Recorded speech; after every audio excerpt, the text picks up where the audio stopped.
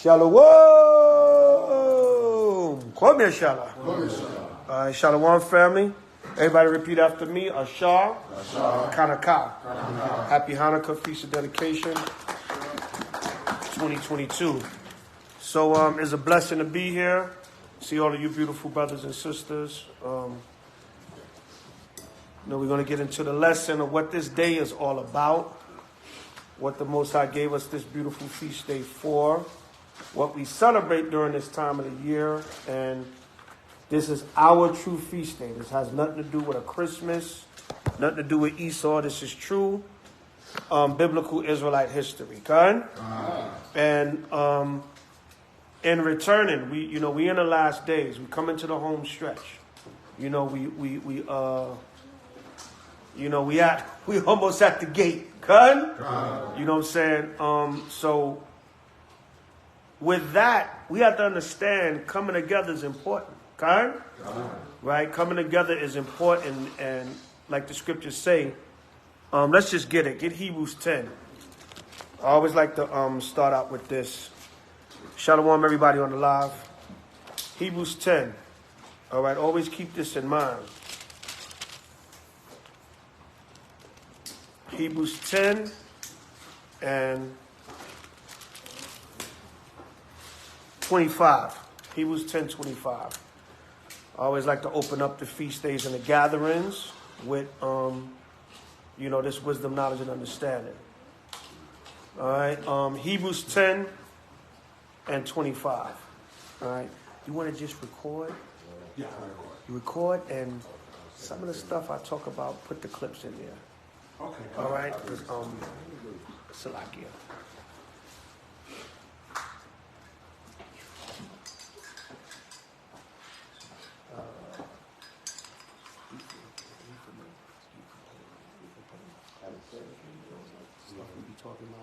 Okay. You know what I'm saying? Oh, yeah. Everybody want to keep up with the Joneses. I want to be like Bella. I can do that. Come here, Shalom. All right, so somebody give me that. Hebrews 10, verse 25. Hebrews 10, 25. Read that. Nice and clear. Not forsaking the assembly of ourselves together. The Lord said, don't forsake the assembling of ourselves together.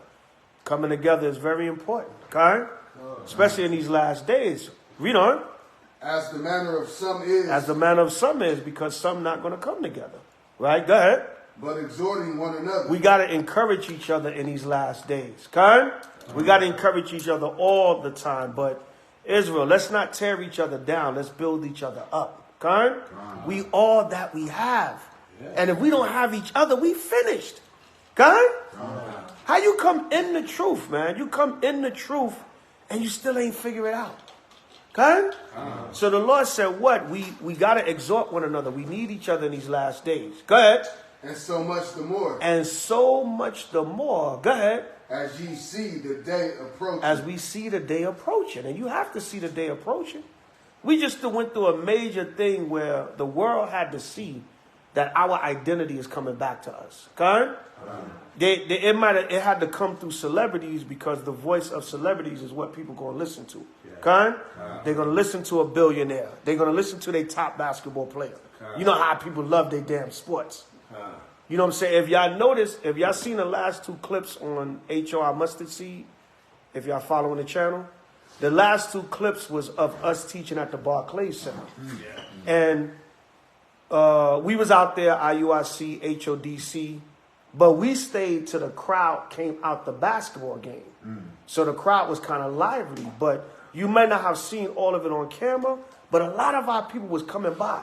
Yo, peace, brothers. All right, man, that's right. You know, why? Because they heard Kyrie and Kanye speak about the truth. Okay? Go to, real quick, hold your point 1 second, Rob. Go to Sirach, 13:23. So, yeah, it's a hot topic. It's going to be talked about. You know what I'm saying? Don't exploit it. Don't Salakia. I mean, don't all of a sudden, now you want to be associated and affiliated with Israel. Right? You know what I'm saying? Now, those are my brothers, man. I always liked them brothers. I ain't never had nothing against them brothers. You know what I'm saying? Now you want to be all down because you see some celebrity status affiliated with the truth. Right? But read Sirach 13 and 23. Sirach 13, verse 23. When a rich man speaketh, every man holdeth his tongue. When a rich man speak, every man hold his tongue. Go ahead. And look what he said. Go ahead. They extol it to the clouds. The Lord said they look what they say if they extol it to the clouds. Go ahead.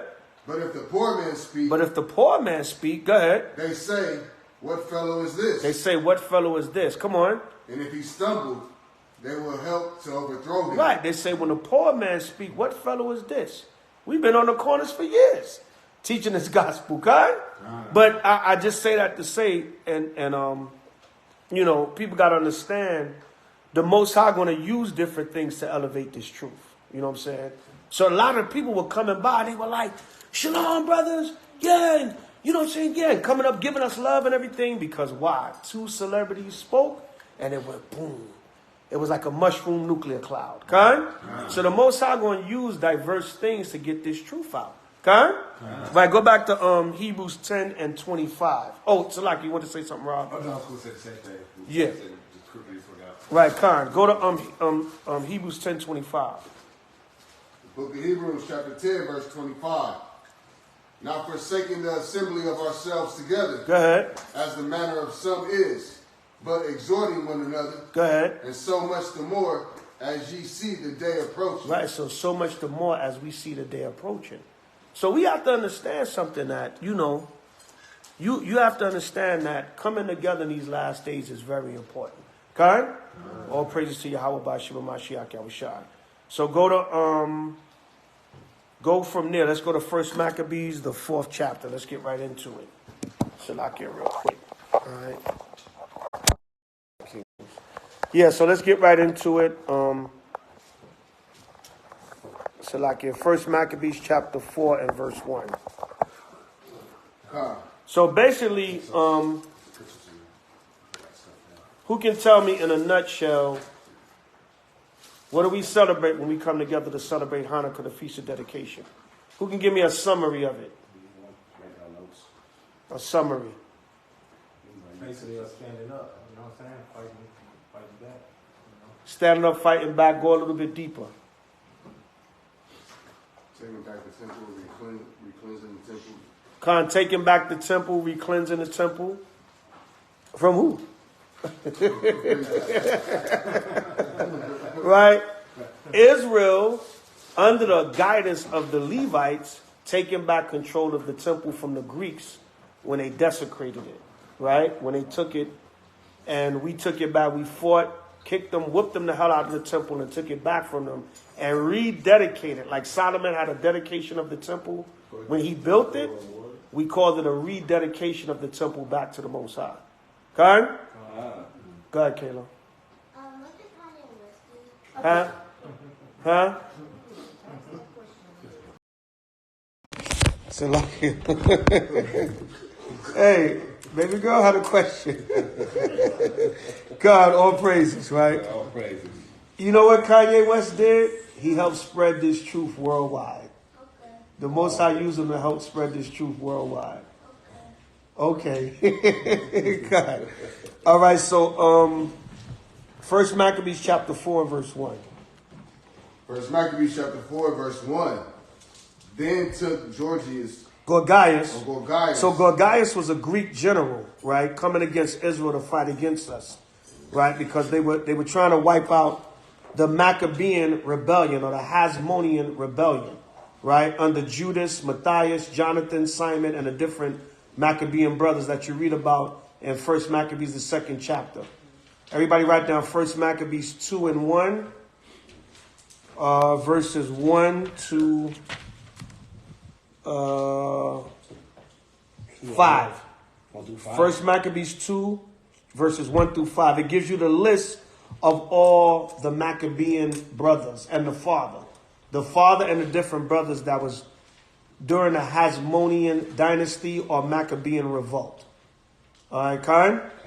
All right. So when you're doing your research, just look up Maccabean revolt and it'll give you the deeper history. Khan? All right, so go to 1 Maccabees 4 and 1 again. First Maccabees chapter 4, verse 1. Then to Gorgias 5,000 footmen, and 1,000 of the best horsemen, and removed out of the camp by night. Come on. To the end he might rush in upon the camp of the Jews and smite them suddenly. Right, because you see, Esau likes to attack at night. That's what they did with Iraq. When they in the Iraqi war 2003, spring of 2003, remember they said they caused shock and awe. They was dropping 30,000-pound daisy cutter bombers on the Iraqis 3 o'clock in the morning. Right, so the same thing happened here. To the end, he might rush in upon the camp of the Jews and smite them suddenly. See, camp is a spiritual name. Because what is this camp right here talking about?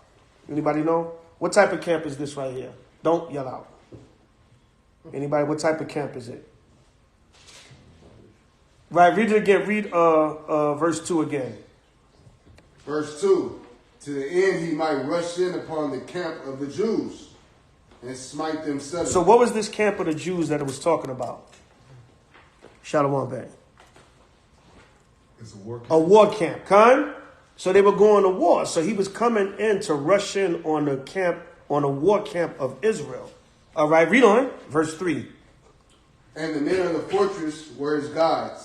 Go ahead. Now when Judas heard thereof, he himself removed. So Judas was the brother, the Maccabean brother, that took charge of the rebellion after the father Matthias died. All right, Matthias passed it to him. He said, Judas, you have been a man of war since your youth. So he passed the baton to him. When he knew he was going to die, he said, let my mightiest son take over the war, the revolution against these Greeks. Okay?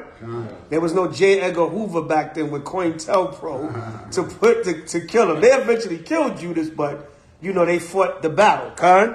It wasn't no Black Panthers. It was Israelites under the laws of the Most High. That's why their campaigns were successful. Okay?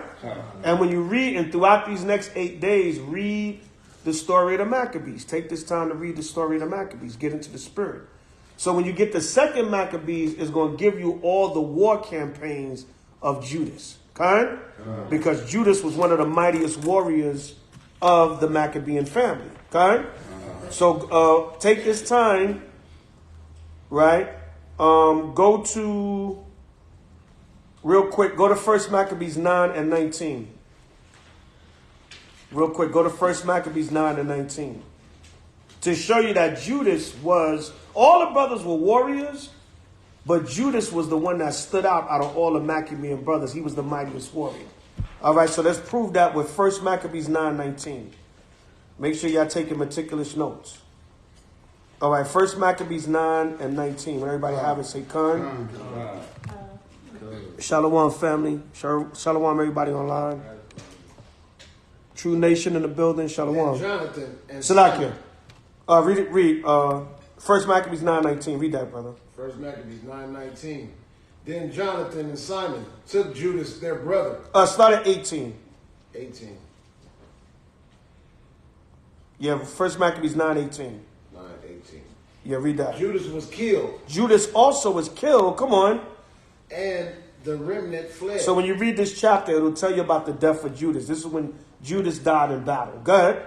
Then Jonathan and Simon took Judas, their brother, and buried him in the sepulchre of his fathers in Modin. Right, because they had a Maccabean burial ground where all the men were, the family were buried in. Go ahead.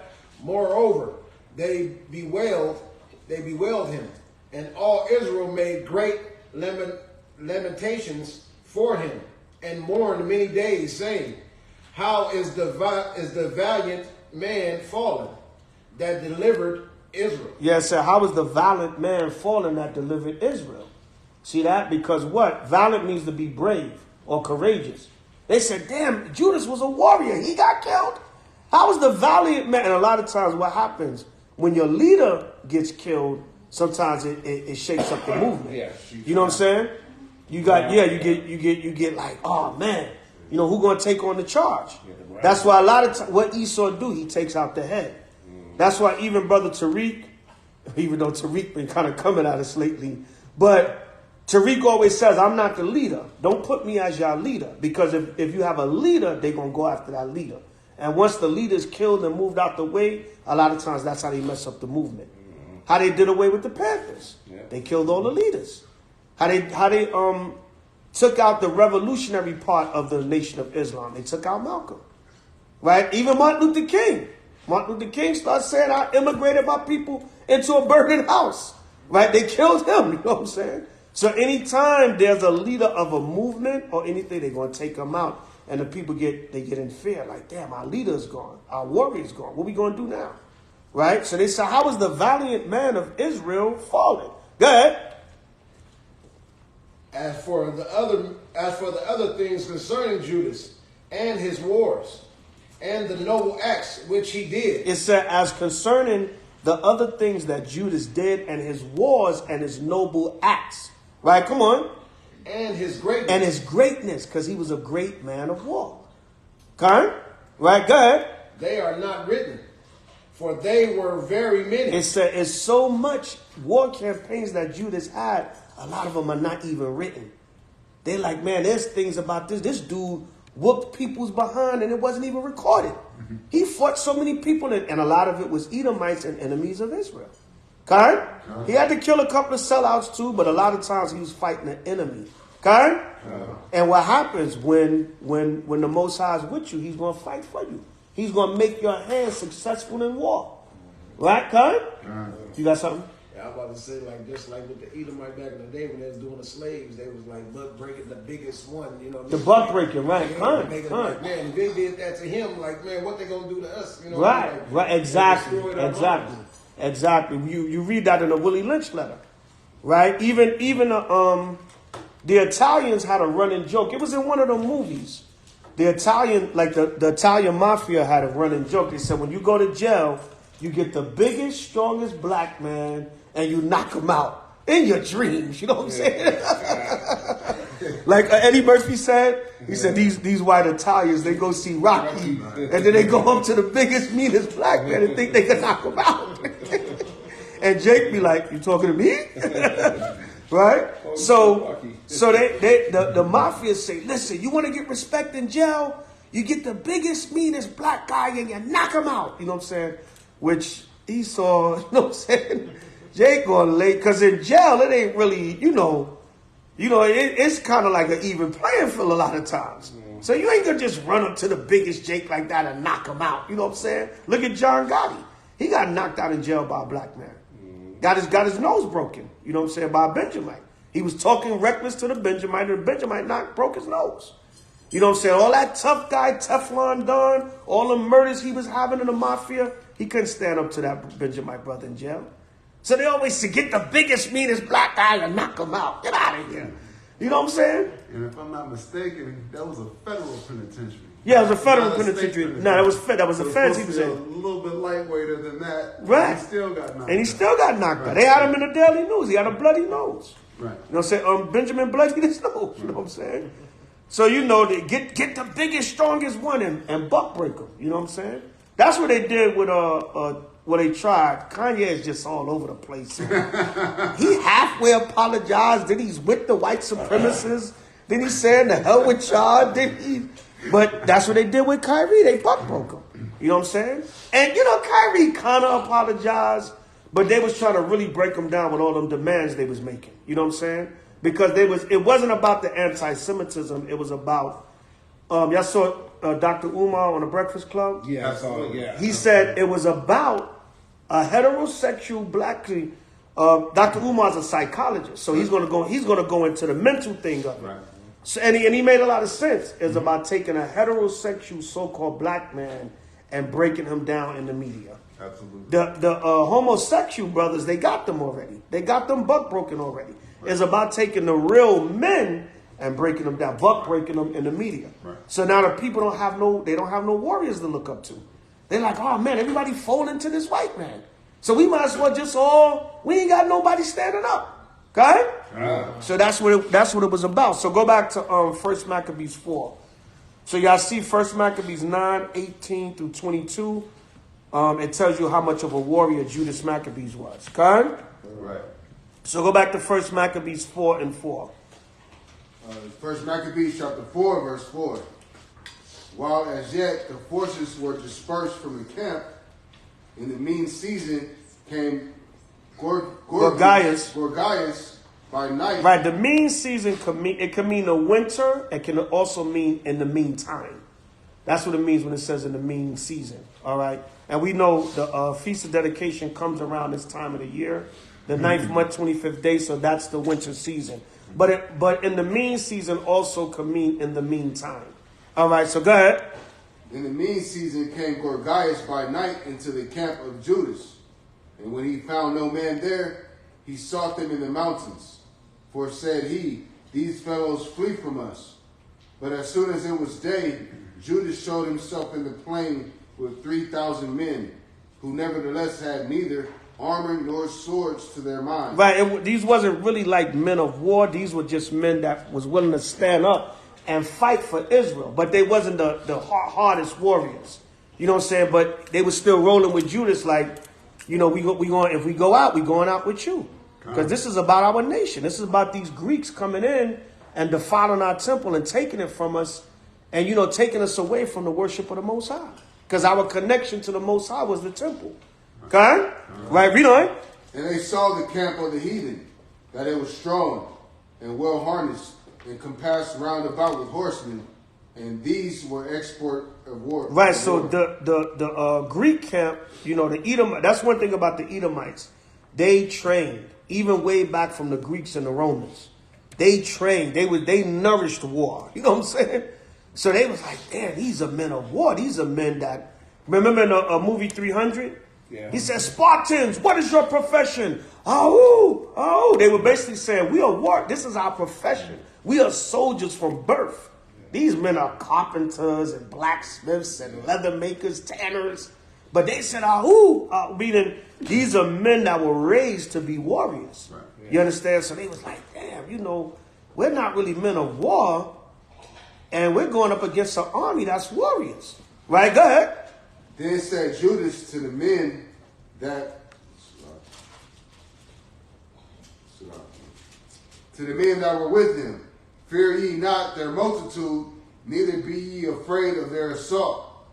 Remember how our fathers were delivered in the Red Sea, when Pharaoh pursued them with an army. Right, so he was letting them know, don't fear all these men and their experts in war. Look, the Most High could use the water for us. Right? We didn't even have to fight Pharaoh's army. We just went through the Red Sea. They tried to follow us with horse and buckler and shield, and they got drowned. We didn't even have to fight them. The Most High used the water against them. Okay? Right, go ahead. Now therefore let us cry unto heaven. Let us cry unto heaven. Always pray to the Most High. And we're going to need that in these last days. We going out there to the camps. We moving around now. You got your fringes on. Now Israel is out there. We're a household name. You're going to have to be praying to the Most High. Because they're going to be watching. Okay? Right, go ahead. If peradventure the Lord will have mercy upon us. That's another reason why we made that move in New York too. Because it's like kind of showing the heathen too. Like, look, time going to come. I'm going to have my brothers back. Whether he's from a different camp or not. Okay? You devils going to have to fight all of us. You know what I'm saying? We got our little different camps and differences. But you let the ish hit the fan. I got my brothers back. So that's why we showed that unity in New York too. Don't get it twisted. We might have our different camps, but listen, if I'm walking down the street and I see my brother and you trying to hurt him or kill him, we going out together. By Shema Mashiach Yahushua. I don't give a damn about no camp. Okay? Right, go ahead. If peradventure the Lord will have mercy upon us and remember the covenant of our fathers and destroy this host before our face this day. He said, man, look, have faith, man. The Most High could kill these cats like he did the Egyptian army in the Red Sea. Okay? So whenever we feel like the odds are against us, always put that faith in the Most High. He can defeat them. He can defeat any odds. Okay? Right, go ahead. That so all the heathen may know that there is one who delivereth and saveth Israel. There's one that delivereth and saveth Israel. Go ahead. Then the strangers lifted up their eyes and saw them coming over against them. Wherefore they went out of the camp to battle. But they that were with Judas sounded their trumpets. So, because remember, we sounded the trumpet when we went to war. Right. We sounded the trumpet. Everybody write down Numbers 10, verses 1 through 9. With 1 Maccabees 4:13. Numbers 10, 1 through 9. when we sounded the trumpets whenever we went to war. We sounded the trumpets for calling of assembly. We sounded the trumpets for, what else? Announcements. Knocking down Jericho. Knocking down the walls of Jericho, kind. All right. When we announce feast days, kind. So put that down. Numbers 10, 1 through 9 with 1 Maccabees 4:13. Okay? Right, read on. So they joined battle, and the heathen, being discomfited, fled into the plain. Howbeit, all the hindmost of them were slain with the sword. Come on. For they pursued them unto Gazera, and unto the plains of Idumea, and Azostus, and Jamnia, so that there were slain of them upon 3,000 men. Go ahead. This done, Judas returned again with the host for pursuing them, and said to the people, be not greedy of the spoils, inasmuch as there is battle before us. Right, so don't be too quick to take the gold, the silver, the stuff they left in the war camp. We still got to kill some of these dudes off. Don't get distracted by the spoils of war. We still got a battle ahead of us. Okay? Right, go ahead. And Gorgias and his hosts are here by us in the mountain. And this goes to show there's nothing wrong with fighting against the enemy and defending yourself. Con? When the time comes, con? Right now, we can't raise up an army against Esau unless the Most High give us the spirit. But we'll know that time if and when it comes. Okay? Right, go ahead. But stand ye now against your enemies. Right, Negroes too busy shooting they pregnant women. You know what I'm saying? Too much, these domestic killings is going off the hook, man. Like shooting their families, killing their families, their babies. It just, say Eve is killing Jake. You know what I'm saying? Just emotional, man. If it's that bad, just walk away. You see all these killings in the news with these Jakes, man, these domestic killings. And it's not just us, it's the other nations too.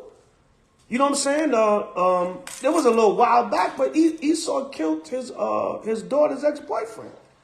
Because he came to the door, was like, please, let me talk to her. And the father was like, look, get away from my door. And, he was on the, when you could talk to them through the video. Yeah, the ring cam. The ring cam, yeah. He was on a ring cam. And the Edomite, he started trying to bust through the door. And Esau told him, if you come through my door, I'm going to shoot you. He started trying to break in the house to talk to the girl. So he broke through the door and the father clapped him. He protected his family, you know what I'm saying? And he killed them. You know what I'm saying? But it was his daughter's ex-boyfriend. It reminded me of, any of y'all saw the movie The First Purge? Yeah. I mean, no, not The First Purge, the First Purge movie. Remember the boyfriend came to kill the father because he was like, she was 15, he was 18, and he was like, look, he's not going to keep us from being with each other no more. And he came and tried to kill the father. What's that actor name? Ethan Hawke. Ethan Hawke, yeah. Remember he came and tried to kill, it was one of the situations like that. Yeah. And the Edomite told him, if you break through my door, I'm going to shoot you. So this domestic thing is going crazy, man. And then all these Jakes, they killing the Eves, they shooting the Eves in front of their children. The 10-year-old boy is shooting his mother because she don't give him the video game. You know what I'm saying? Yeah, man. People losing their damn mind in these last days. Why? Because it's the spirit that's in the air. You know what I'm saying? And there's a lot of emotions and is attacking the household. So you got to be mindful and circumspect in these last days. That's why the scriptures say pray without ceasing. Keep your prayer game up, man, so you can stay in the spirit. Because, you get emotional and you fly off the handle. You don't know what you liable to do. We see it in the news every day. They had one, the Jake shot his woman 14 times in front of the children, and she survived. Oh, I heard about You saw that, right? She survived and was on the news doing an interview. Right. And she's like, he tried to, and they had the videotape. A lot of these Jakes is doing it in front of the children. You know what I'm saying? Or the woman is pregnant. It's just crazy. You know what I'm saying? And then Esau's losing his mind, and it's just crazy, man. You know what I'm saying? You see the 4 college students that got stabbed up in Moscow, Idaho. In Moscow, Idaho. They still can't catch the killer. Right. Somebody just came in their dorm room and just knifed them up. You know what I'm saying? People just going crazy, man. So the spirit is out here. My brother had a friend that lived downstairs to us, and he threw his little daughter off the bridge. Oh my God. Oh my God. What was that out here? That was in L.A.? Oh my goodness. I didn't even hear about that. Yeah, I know there was one in Tennessee. Where the brother threw, I think the baby was like a couple of days old or something. Threw the baby in the river in Tennessee. So it's bad out here, man. That's why, we got to thank the Most High for being in this truth, man. And a lot of times, man, we gotta take this thing serious. Because imagine that could be you, man. You know what I'm saying? The Most High brought you in here to keep you with some kind of sanity and keep your mind, on point. Because whenever this kingdom get a little bit too hectic for you, you can come back to these scriptures. Okay? If you're applying them right. Now, if you're not applying them, but you can come back to these scriptures. You can find some comfort in doing the work. You can go out to the camp and, how many times you done came to camp stressed out, but you felt better after camp? You know what I'm saying? How many times Satan trying to make you not want to go to camp? Oh, man. And you get out there, we get into the word, we have a little fun, we cut the demons, we edifying Israel. 3-4 hours, you like, damn, I feel good. You done forgot about it. You hugging them, hey, good camp, I give good camp. We up out of here. You go home feeling good. You don't say, that was a good camp, King. You know what I'm saying? Why? Because you got that comfort of the word. Okay? But this world is going crazy, man. Boy, he shot his mother because she wouldn't buy him some virtual game thing, man. 10 years old. Moab just threw his mom off the roof. Yeah. You see Irvine. That's what I'm saying. It's not just Israel, man. This thing is going around. Kodash, he did a couple of sit downs on all the domestic stuff going on in Vegas with different heathens and everything. All right, so read on. Verse 19. And Judas was just speaking these words. There appeared a part of them looking out of the mountain, who, when they perceived that the Jews had put their host to flight and were burning the tents, for the smoke that was seen declared was what was done. Right. A lot of times when you defeated the enemy, you would burn down their war camp. All right. It was like let me add insult to injury. You know what I'm saying? You would take the spoils and burn down their war camp. Go ahead. When therefore they perceived these things, they were so afraid. Shalom, everybody. Happy Hanukkah. Right. Go ahead. And seeing also the host of Judas in the plain ready to fight. Come on. They fled everyone into the land of strangers. Go ahead. Then Judas returned to spoil the tents, where they got much gold and silver, and blue silk, and purple of the sea, and great riches. Right, so then they took all the fine gold, silver, the fine materials and garments and the spoils. Then after they had defeated the host, and they defeated all the men, killed off all the men, then they took the spoils. Go ahead. After this, they went home and sung a song of thanksgiving and praised the Lord in heaven, because it is good, because his mercy endureth forever. Everybody write down Psalms 136. That song of thanksgiving is Psalms 136. Yahweh, get that real quick. Psalms 136 and 1. Yeah. So if you want to give thanks, you give thanks to the Most High. Okay? The Feast of Dedication or the Hanukkah, this is our time to give thanks. Okay? All right. So read Psalms 136 and 1 real quick. 136 and 1. Psalms 136 and 1. Yeah, kind. The book of Psalms, chapter 136. You said verse 1? Verse 1. Verse 1.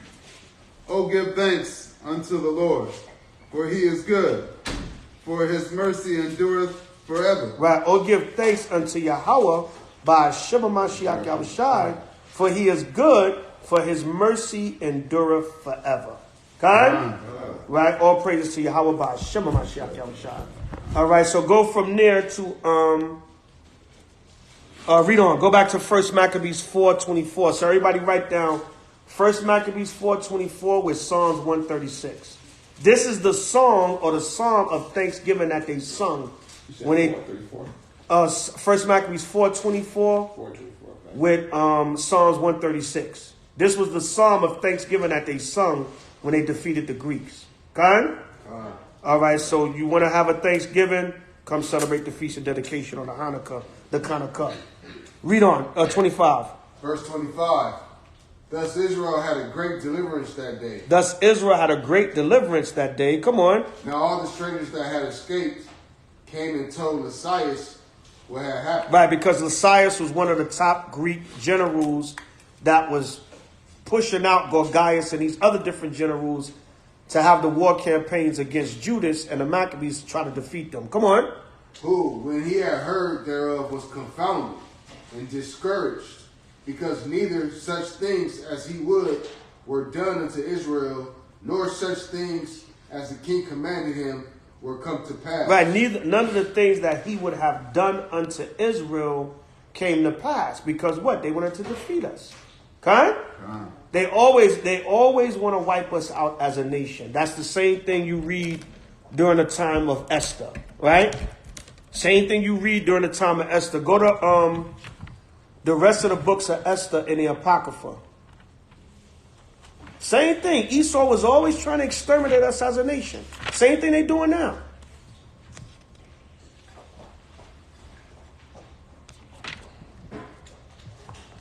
Go to the rest of the books of Esther, chapter 13.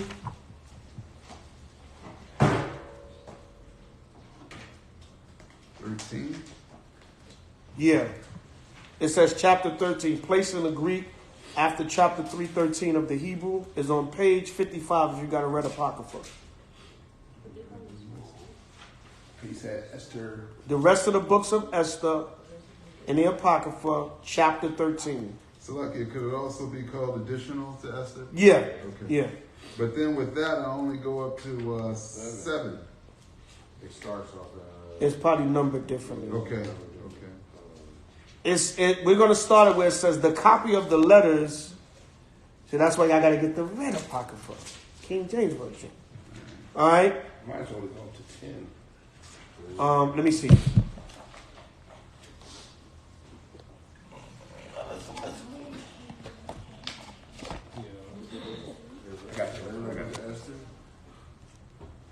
It's in here, but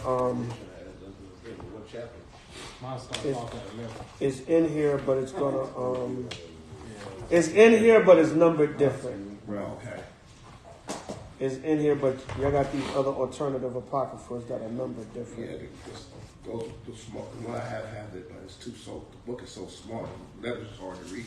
Yeah. You see me? That's why I got glasses. Yeah, like I can read that small letters. Yeah. I got this big one. All right. You got the workbook side. Yeah. All right. Who got the red apocrypha? I got the red apocrypha in my thing. All the sisters got them. Yeah, I got something to tell you. Huh? Sisters got one. We don't got to go to the table on the back. Who got a red? Somebody read out the red one for me. Here, you want this one? Yeah. Do the rest of the books of Esther, chapter 13, when you got the red apocrypha. Y'all have them in those other apocryphas, but it's numbered different, and I don't. I got the 1611. Okay, Carl. You got it though, where it says it's gonna start where it says the copy of the letters, yeah. All right, start from there. All right, everybody don't have it, but when you get it. On the additional is chapter 4. Chapter 4? Yeah. Chapter 4 and 1. Oh, A copy of the letters was this? Additional is chapter 4. Yeah. 4 and 1, yes. Yeah. Yes. All right, now check this out. During the time of Esther, right? During the time of Esther, we were also fighting who? The Greeks. Thank you. Huh? Remember, Haman was a Greek, right? And during that time, the Greeks were trying to overthrow the Persians. Okay?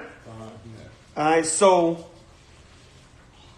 go to go to the rest of the chapters of the book of Esther, chapter 4, if y'all got the alternative apocryphas.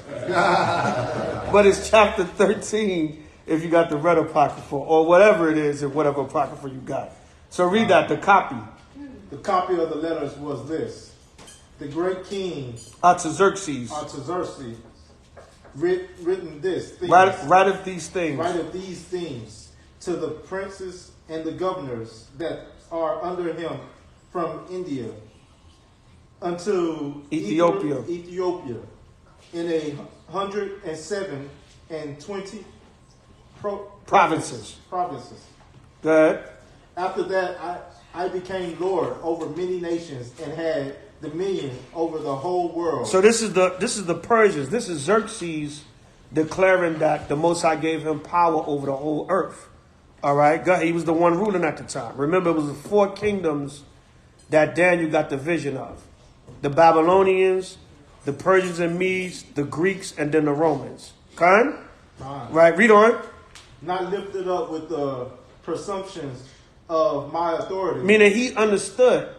See, the kings of the nations knew. They got proud, but in the back of the mind, they knew that the Most High put them in power. Okay? Right, go ahead. But carrying myself away with equity. With equity. With equity and mildness. He's saying, I'm a good, upright leader. So he's saying, no, Xerxes was wicked as hell. But go ahead. I propose to settle. I purpose to settle my subjects continually in a quiet life. Go ahead. And making my kingdom peaceable and open for passage to the utmost coast to renew peace, which is desire of all men. Right, because every ruler at the end of the day, every ruler wanted peace so they could keep ruling. You know what I'm saying? The reason why America said, J. Edgar Hoover said, we don't want a black Messiah is because what? It was a threat to their kingdom being overthrown. Right? Because they know how powerful we are. If we tap into that power and come together as a nation, we can overthrow them. All right, but it wasn't time because it wasn't of the Most High. That's why none of the movements lasted. Because what the Most High said is not time for y'all to be delivered. They all going to be destroyed. Right, go ahead. Now when I asked my counselors how this might be brought to pass. So basically, Xerxes was saying, listen, if I want supreme rulership, if I want to continue my kingdom over the entire world, how can we make this happen? How can we put all these nations under us in subjection, including Israel, and have total peace in our kingdom so we can keep ruling? Right. All right, go ahead.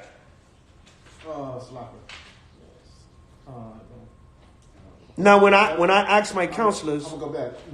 Now, when I asked my counselors how this might be brought to pass, Amen.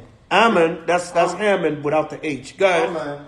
That excelled in wisdom among us and was approved for his constant goodwill and steadfast fidelity, and had the honor of the second place in the kingdom. Right. Hammond was he was an Edomite that was second in command under Xerxes, the Persian king. Right, go ahead. Declared unto us that in all nations throughout the world there was scattered a certain malicious people. Now that's talking about Israel. It said it was scattered a certain malicious people. Now Hammond, what he wanted to do is he wanted to overthrow, he wanted to wipe out Israel, and then he wanted to overthrow the Greeks. The Greek leadership, he wanted to overthrow them. He wanted to overthrow the Persian leadership so that the Greeks could come into power. Esau was always a greedy dog, wanting to take everybody's kingdom. Even when the Greeks was next in line. But they was like, no, 30, 40 years before, we want to take the Persians out of their rulership. We want it now. Right? Go ahead. That had laws contrary to all nations. So now Hammond is giving a report of Israel to Xerxes. He said, listen, our kingdom can be at peace if we get rid of this one nation of people. Right, go ahead. And continually despise the commandments of kings. So now he's saying that Israel is insubordinate. Right? They're treasonous. He's trying to accuse us of being a treasonous nation. Like they don't want to respect the laws of the land. They don't want to respect kings. They don't respect you as the ruler. So Esau is being the devil that he is. He's antagonizing and trying to get Xerxes to be against us to wipe us out as a people. So the devil been trying to wipe us out. Okay? Back then during the time of the Greeks and during the time of the Maccabees during the time of the Greeks. Go ahead. So as the unity of our kingdoms honorably... Uniting. As the uniting of our kingdoms, God. as the uniting of our kingdoms honorably intended by us cannot go forward. It said it can't go forward because of these people. So basically, he's trying to turn the king against us so he can wipe us out. Right, go ahead. Seeing then, we understand that this people alone is continually in opposition unto all men. Right, they said we in opposition to all men. He's lying like hell. Because when you read about Israel, we was at peace in the Persian Empire. Right, go ahead. Differing in the strange manner of their law. Nah, what we did, and they're going to do the same thing now. They're going to do the same thing in these last days. When the smoke clear, they're going to blame everything on Israel. And they're going to say, we got to get rid of these guys with... Don't you know this whole anti-Semitism thing is really is them coming at us.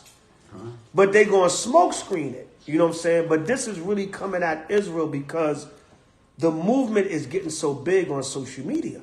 Israel is everywhere now. Why they kind Don't yell out. Go ahead. of get rid of TikTok? Yeah, that's not it. Well, one of the reasons, but TikTok is all over the place. They want to get rid of TikTok for a lot of things, but Israel too, you know what I'm saying? But the main thing is this truth is coming out. And they sitting back like, damn, what are we going to do about this thing, man? This thing is starting to hit people's living room. Mainstream. You know what I'm saying? So go ahead. Bring it out, King. They said they want to get rid of fundamental rights, which means to get rid of freedom of speech and Right. freedom of religion. So. Right. They had an ABC special, man. They not playing with this thing. And I caught that. That went over a lot of people's heads, but they had a documentary on the threat of anti-Semitism on ABC. They said I forgot what they called it, the threat of whatever. But this thing is getting real. Behind the scenes, they plotting and scheming, man. Ain't even behind the scenes no more. It's coming out. So this thing is getting serious. And we read the same thing right here. Back during the Persian Empire, back during the Greek Empire, same thing. That's what part of this whole Hanukkah Feast of Dedication celebration is about, because they want to wipe us out as a people. But we turned it around, whooped the hell out of them, took the temple back, and dedicated it to the Most High. And had an 8-day celebration after we whooped the hell out of Esau. Right? So read on in Esther, in the Apocrypha. Read on. And evil affected to our state. And it said, we are evil affected to their state. So basically, Haman, this lion devil Edomite, he's telling the Persian, he's telling Elam, this East Indian, he said, listen, if we get rid of these Israelites, if we get rid of these Negroes, Hispanics and Native Americans, that's how they would say it now. If we never let there be a black messiah like Gay Edgar Hoover and his COINTELPRO program, same thing. Same thing. Right, go ahead. Working all the mischief they can, that our kingdom may not be firmly established. So he's bringing all these false charges against us, right? He's bearing false witness. Go ahead. Therefore have we commanded that all that are signified in writing unto you by Amen, who is ordained over the affairs, and is next unto us, shall all with their wives and children. Check this devil out, man. Check this out. He said all of them with their wives and children, go ahead, be utterly destroyed by the sword. See that? He said kill them, all their wives and their children. See that? See how this devil is? Right, lying to the Persian king and saying kill all of us, our wives and our children. Go ahead. Of their enemies without all mercy and pity. Go ahead. The 14th day of the 12th month, Adar, of this present year. He said, listen, wipe out them and all their families. Go ahead. That they who of old and now also are malicious may in one day with violence go into the grave, and so ever hereafter the grave. Oh, my fault. Slapping. And so ever hereafter cause our affairs to be well settled and without trouble. So he said, listen, kill the Negro, Hispanic, and Native American. They didn't say that, but kill off them Israelites and our kingdom will be at peace. Because Xerxes asked the question, how could we have total peace in our empire? Here come this devil saying all you got to do is wipe out the Negro, Hispanic, and Native American. Like that, bring it up to modern day terminology. Right. Wipe them out, we'll have peace forever. And he was just saying that out of his hatred for us. So you telling me the so-called white man loves you? Huh? Jerry Jones can get caught on video stopping Negroes from coming into school. Oh, he was young. He didn't know any better. That was a long time ago. That was a long time ago. Yeah. Kyrie Irving shares a video. Shares the video. And they tell the man, you damn near got to bow down to us and kiss our foot. Didn't even write nothing. Got to bow down and kiss our foot. They didn't even take it off Amazon. For you to get, hold on, brothers. For you to get just back on the basketball court, you got to basically bow down to us. Yeah, Con, they didn't they didn't even take it off Amazon. Amazon said they're not removing it. But you had Negroes defending Jerry Jones. Oh, that was back then. It was, it's a double standard. That's how much they hate us, man. And our people can't see that. They can't see that to save their souls. All right, go ahead. That's it. No, that's it on that. Go back to 1 Maccabees 4 where we left off at. 1 Maccabees 4, verse 29. Hold on. 1 Maccabees 4, 29. When everybody has it, say, come. Come. 1 Maccabees chapter 4, verse 29. So they came unto Idumea and pitched their tents at Bethshura, and Judas met with them 10,000 men. And when he saw the mighty army, he prayed, and he said, Blessed art thou, O Savior of Israel, who didst quell the violence of the mighty man by the hand of thy servant David. So he's going back to some of the stories of Israel where the Most High was with Israel and allowed us to defeat the enemy, like when David killed Goliath. Go ahead. And he gave us and the host of the strangers into the hands of Jonathan, the son of Saul, and his armor bearer. Go ahead.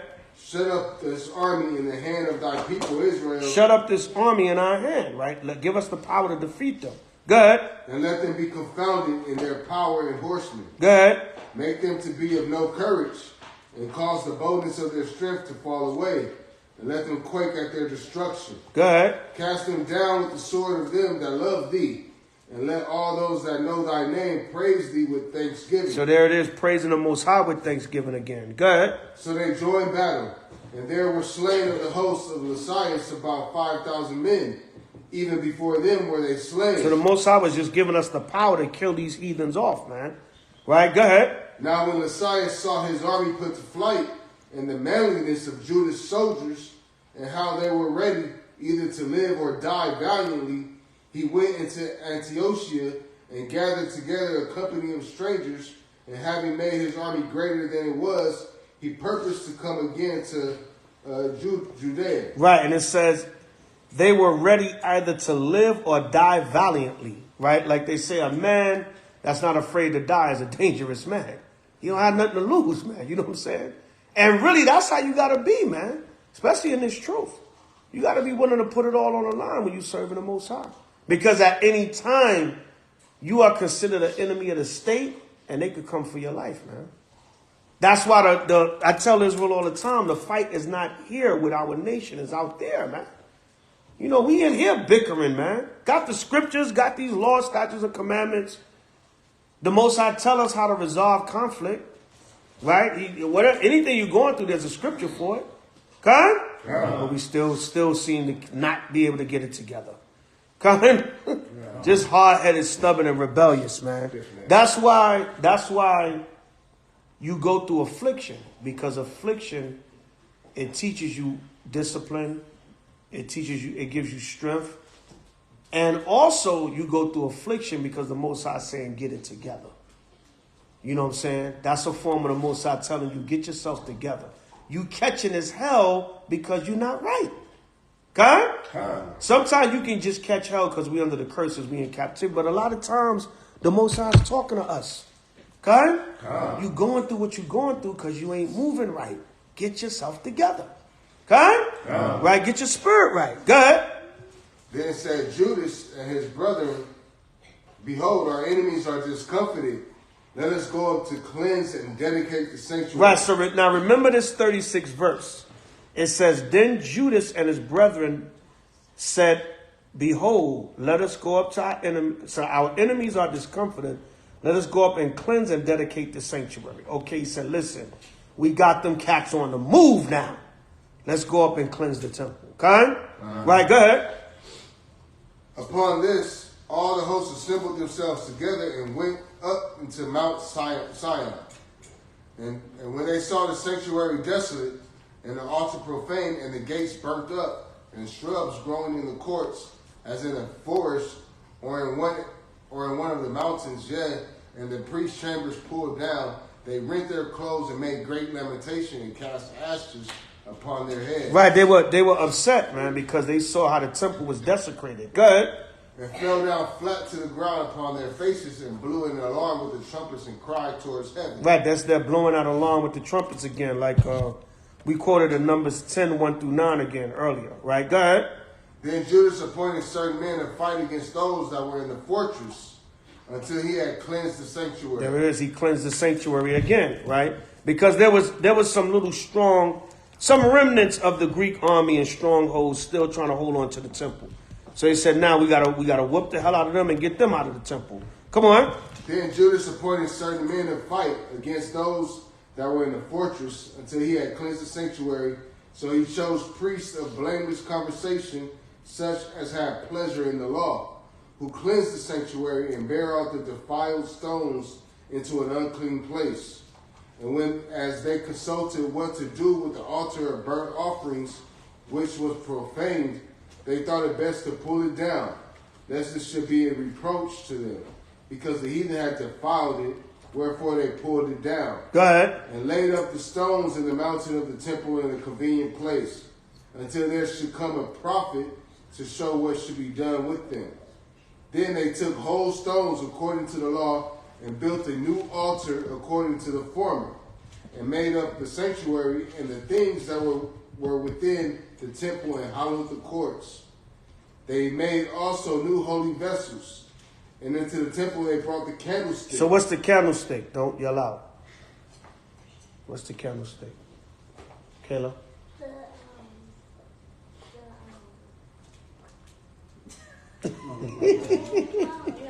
You almost got it. It's on the tip of your tongue.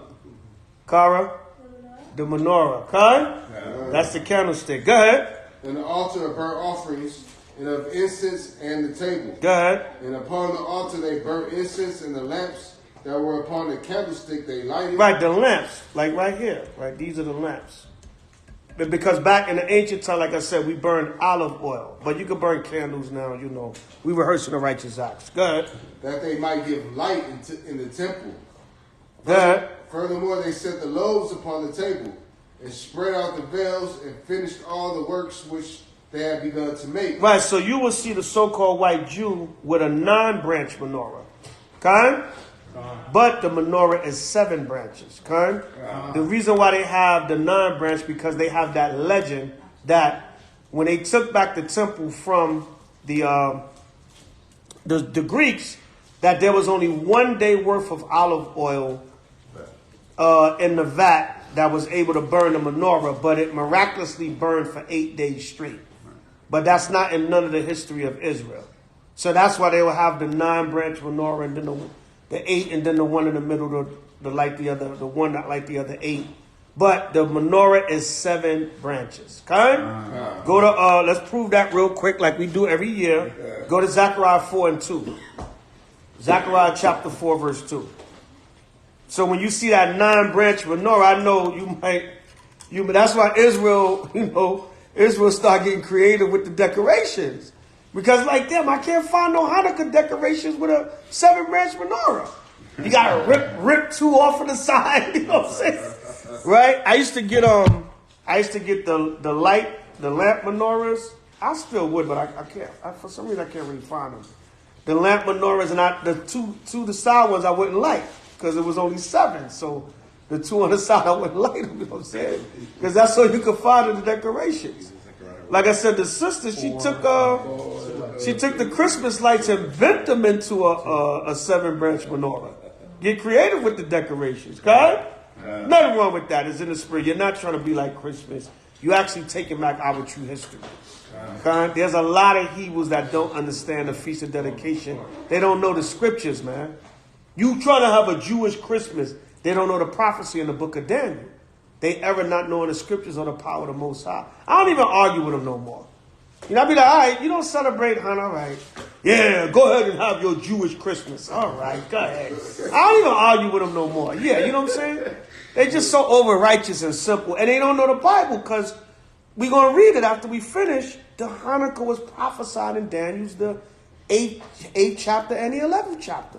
So now explain that. What was that talking about? All right, so read, King.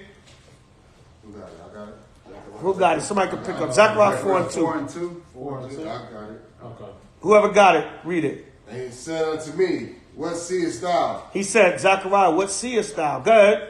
And I said, I have looked, and behold, a candlestick. A candlestick, the menorah.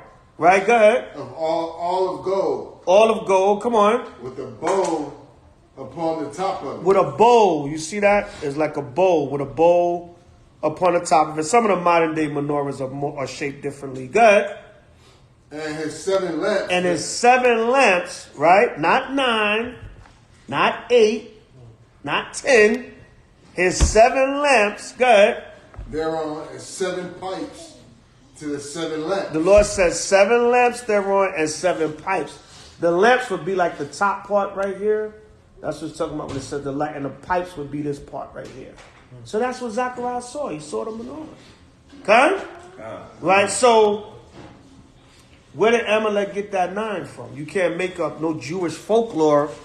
You know, and you got to remember, if the Most High, let's say this olive oil right here, right? This was only a day worth of olive oil to keep the menorah. Of course, the Most High could make it last for 8 days. He could make it last for 80 days if he wanted to. Remember when we came out of Egypt, it said we walked through the wilderness for 40 years and our shoes didn't even get old. The Most High, how do you preserve a pair of shoes for 40 years? So the Most High could do that. If he wanted this oil to burn for 80 days, he could, but that's not recorded in Scripture. That's Jewish folklore. That's to sensationalize the story and to make it into a miracle. But the miracle was, with a small army of men, we beat a great army of men. That was the miracle. The odds were against us, and the Most High still gave us the power to defeat our enemies. That's the miracle. All right, Khan? Right? So, read on. Khan, 1 Maccabees 4, verse 51. Furthermore, they set the loaves upon the table and spread out the veils and finished all the works which they had begun to make. Go ahead. Now on the 25th day of the 9th month, which is called the month Caslu, in the 140th and 8th year, they rose up betimes in the morning. So that's what tonight would be. This would be the 9th month, 25th day, right, of our Hebrew calendar. 9th month, 25th day. Right, go ahead. And offers sacrifices according to the law upon the new altar of burnt offerings which they had made. Come on. Look at what time and what day the heathen have profaned it. Even in that was it dedicated with songs and cisterns and harps and cymbals. Now go from there. Go to 1 Maccabees chapter 1 and start at 54. 1 Maccabees chapter 1 verse 54. All right, now write this down. This is the link up. 1 Maccabees 4:54 with 1 Maccabees 1:54 to 64. Now, look at the way is written. It says, look at what time and what day the heathen have profaned it. Even in that it was dedicated with songs and cisterns and harps and cymbals. 1 Maccabees 4:54. 1 Maccabees 4:54 with 1 Maccabees 1:54 to 64. 1 Maccabees 1:54 to 64 is going to explain what 1 Maccabees 4:54 is talking about. Okay? I know y'all hearing them fitties in there. 454, what? Fitties and fours. 454, elder, at what? Where you from? You from the fitties? 5. All right. First Maccabees 4:54 with First Maccabees 1:54 through 64. Now, the reason why this is important because it says, look at what time and what day the heathen have profaned it. Now, why is it written that way? It says, look at what time and what heathen, and what day the heathen have profaned it. Profanation, or to be profane, means to be against the Most High, or to defile something against the Most High. Okay? So he's saying on the day that they profaned it and defiled the temple, right? They defiled the temple. What happened on that same day? All right? Go to 1 Maccabees 1:54 now. Everybody got it? Now the 15th day of the month, Caslu, in the 140th and 5th year, they set up an abomination of desolation upon the altar, and built idol altars throughout the city of Judah on every side. Meaning they set up the abomination of desolation. They took the Most High's righteous temple and they brought uncleanness into it. They sacrificed swine's flesh. They made a statue of Zeus, right? Jupiter, and different Greek gods and goddesses in the temple. They had harlots in the temple. All right, so the same day they defiled it, what's going to happen? Check out what happens. Go ahead. They burned incense at the doors of their houses and in the streets. Come on.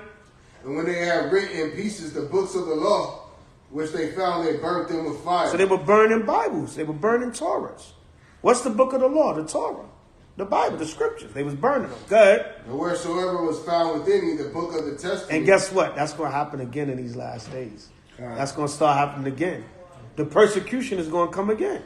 Right? Go ahead. Or if any consented to the law. Now check this out. And wheresoever was found with any book of the Testament, or if any consented to the law, go ahead. The king's commandment was that they should put him to death. He said, put him to death, man. Do you find him with the scriptures? Kill him.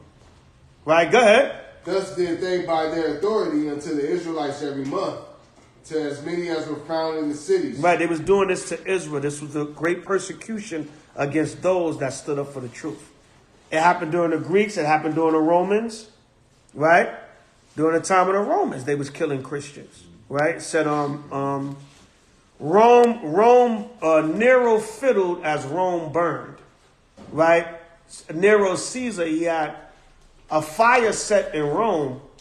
He blamed it on the Christians, and I think he had 3,000 of them slaughtered, or 5,000, something like that. And he said, as Rome burned, Nero fiddled. So as Rome was burning, he was playing the fiddle. You know what I'm saying? Because he said, I'm going to blame it on the Jews and have them killed. So he was playing music as he was burning down the city, like on 9/11. Remember on 9/11, as the Bush administration was destroying the towers, Senior Bush was reading a pet goat story to the children, right? Which symbolizes what? Pedophilia and Satanism. Because the goat, like the Baphomet, the goat represents Satan. And the children, the Edomites are into pedophilia, right? You know what I'm saying? So while the towers were being destroyed, he was reading a pet goat story to the children. These people are sick, man. Mm-hmm. Right? So as Rome burned, Nero fiddled. And he blamed the fire in Rome, he blamed it on the Christians. He blamed it on Israelites and had about 3,000 of them executed. Mm-hmm. Because he said the Christians did it when he had the fire set. Just like Esau, he knocked the towers down and then blamed it on the Arabs. Right?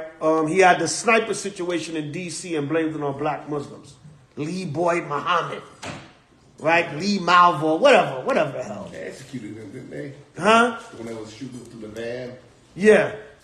Did they execute They them? said they did, but them guys are probably in damn Colombia with a new identity. They probably in South America with a new identity. Or they probably killed them just so they can not tell the world that they wasn't the ones. They didn't do that sniper thing. Yeah. That was military and CIA snipers, man. That's why the brother that gave the right report, he ended up in an insane asylum. They locked him up and then they put him in a crazy house. Oh, wow. Because he said he saw two white men dressed in military gear with high-powered rifles coming out of a white box truck. And they said, oh, he's crazy. He filed a false police report. They locked him up and then put him in a crazy house. Yeah, they probably drugged him, but they probably killed him too. Because he saw who it really was. He said it was 2 military-dressed white men with high-powered rifles, and he saw them in a box coming out of a white box truck. You know what I'm saying? But yeah, it was a Negro with a little hole in the back of a Chevrolet. Yeah, I saw that. It was a Lincoln, right? Yeah, a little hole like this. And he was shooting out the back of that hole. Him and his stepson. It's him and his stepson. Come on, man. And Jake not on it like that. And a lot of people that got assassinated and killed were people that had information privy to 9/11. Remember, there was some random FBI agent. It was random, but a lot of those people, they was on a 9/11 hit list because they had inside information. Yeah, you know, all that stuff came out back then. So read on. Verse 58. Thus did they, by their authority, unto the Israelites every month, to as many as were found in the cities. Come on. Now the 5 and 20th day of the month, they did sacrifice upon the idol altar, which was upon the altar of God. So there you go. The 5 and 20th day of the month, which is the same month we celebrate the Feast of Dedication. So the same day and month that they put the abomination idol on the altar is the same day that we cleansed it and burned the righteous offerings to the Most High. So the Most High mocked them. He said, the day you defiled it, I'm gonna have my people cleanse it, and we're gonna make the Feast of Dedication out of it for 8 days. God, so he mocked the heathen, just like we read in Esther, because they want to kill off all of Israel on the 14th day of Adar, which is the 12th month. That's the day we celebrate Purim. So when they want to kill us, the Most High had us kill them and made a feast day out of it. When they defiled the temple on the 25th day of the 9th month, the Most High had us cleanse it on the same day and made a feast out of it. By Shema Mashiach. Right, read on. At which time, according to the commandment, they put to death certain women that had caused their children to be circumcised. See, back then, if you was trying to keep the law, they was killing you. Right now, we boldly keeping the law in Esau's face, and we not going through that hardcore persecution. It's going to start coming. Believe you me, all this Kyrie, Kanye stuff is something bigger coming behind that. Right? But back then, they was killing you, man. They was straight up killing you for keeping the commandments. And we're going to get back to that time. Right? Come on. And they hang the infants about their necks. They hang the infants about the neck. You can read that in 2 Maccabees, the 6th chapter. It was 2 women that had circumcised their children, and they cut the babies out of the stomach and hung the children around the women's neck, and made the women march through the city with the children hung around their neck. Y'all can read that right down 2 Maccabees, the 6th chapter. Remember, I said read the Maccabees throughout these next 8 days. I mean, read it anytime, but you know, Feast of Dedication, Hanukkah is a good time to get into the story of the Maccabees. Okay? All right? Yeah. They was vicious to our people, man. They were vicious. All right? And, I mean, what kind of nation does that, man? To women and babies and children. All right? Let's see. Let's get it real quick. Go to 2 Maccabees 6 and 8. Check this out. It's hard to read this, man, but it's in the scriptures. Go to 2 Maccabees 6 and 8. Check this out. Y'all can read the whole chapter on your own. This chapter is crazy, but let's get the main point. 2 Maccabees 6 and 8. Somebody read that nice, loud, and clear for me. All right, everybody ever say, Khan? Moreover, there went out a decree to the neighbor cities of the heathen by the suggestions of Ptolemy against the Jews, that they should observe the same fashions and be partakers of their sacrifice. So they went out a decree. A decree is what? An established order. So they went out an established order that Israel can't keep our feast anymore. We got to keep the heathen feast and sacrifices. Right, go ahead. And whose would not conform themselves to the manners of the Gentiles. If you wouldn't conform yourself to the manner of the Gentiles, go ahead. Should be put to death. See that? And we coming right back to that time in these last days. Esau going to put us back. He going to say, listen, Denounce that Hebrew stuff, man.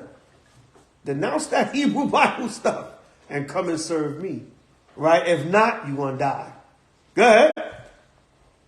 Then might a man have seen their present misery. Go ahead. For there were 2 women brought who had circumcised their children, whom when they had openly led around about the city, the babies hanged at their breasts. They cast them down headlong from the wall. See that? It said they led them throughout the city with their babies hanging from their breasts, and then took the women and threw them off of a wall. That's what that verse is saying. Read it again. Verse 10. For there were 2 women brought who had circumcised their children. For there were 2 women who had circumcised their children. Go ahead.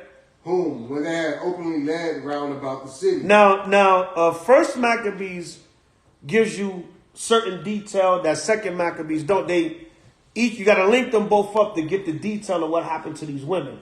So it said, who had circumcised their children when they had openly led them round about the city. How did they openly lead them round about the city? They hung the children around their neck.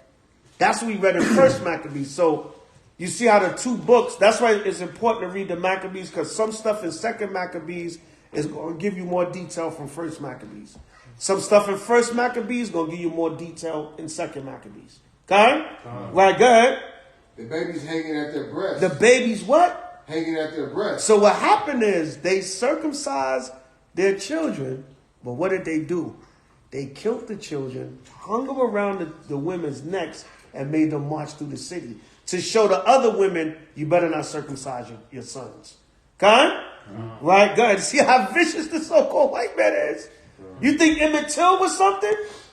Look what they was doing to our people back then. This is back in the ancient time. Okay? Right, go ahead. They cast them down headlong from the wall. They cast them down headlong. You know what that means? Who knows what that means? They cast them down headlong from the wall.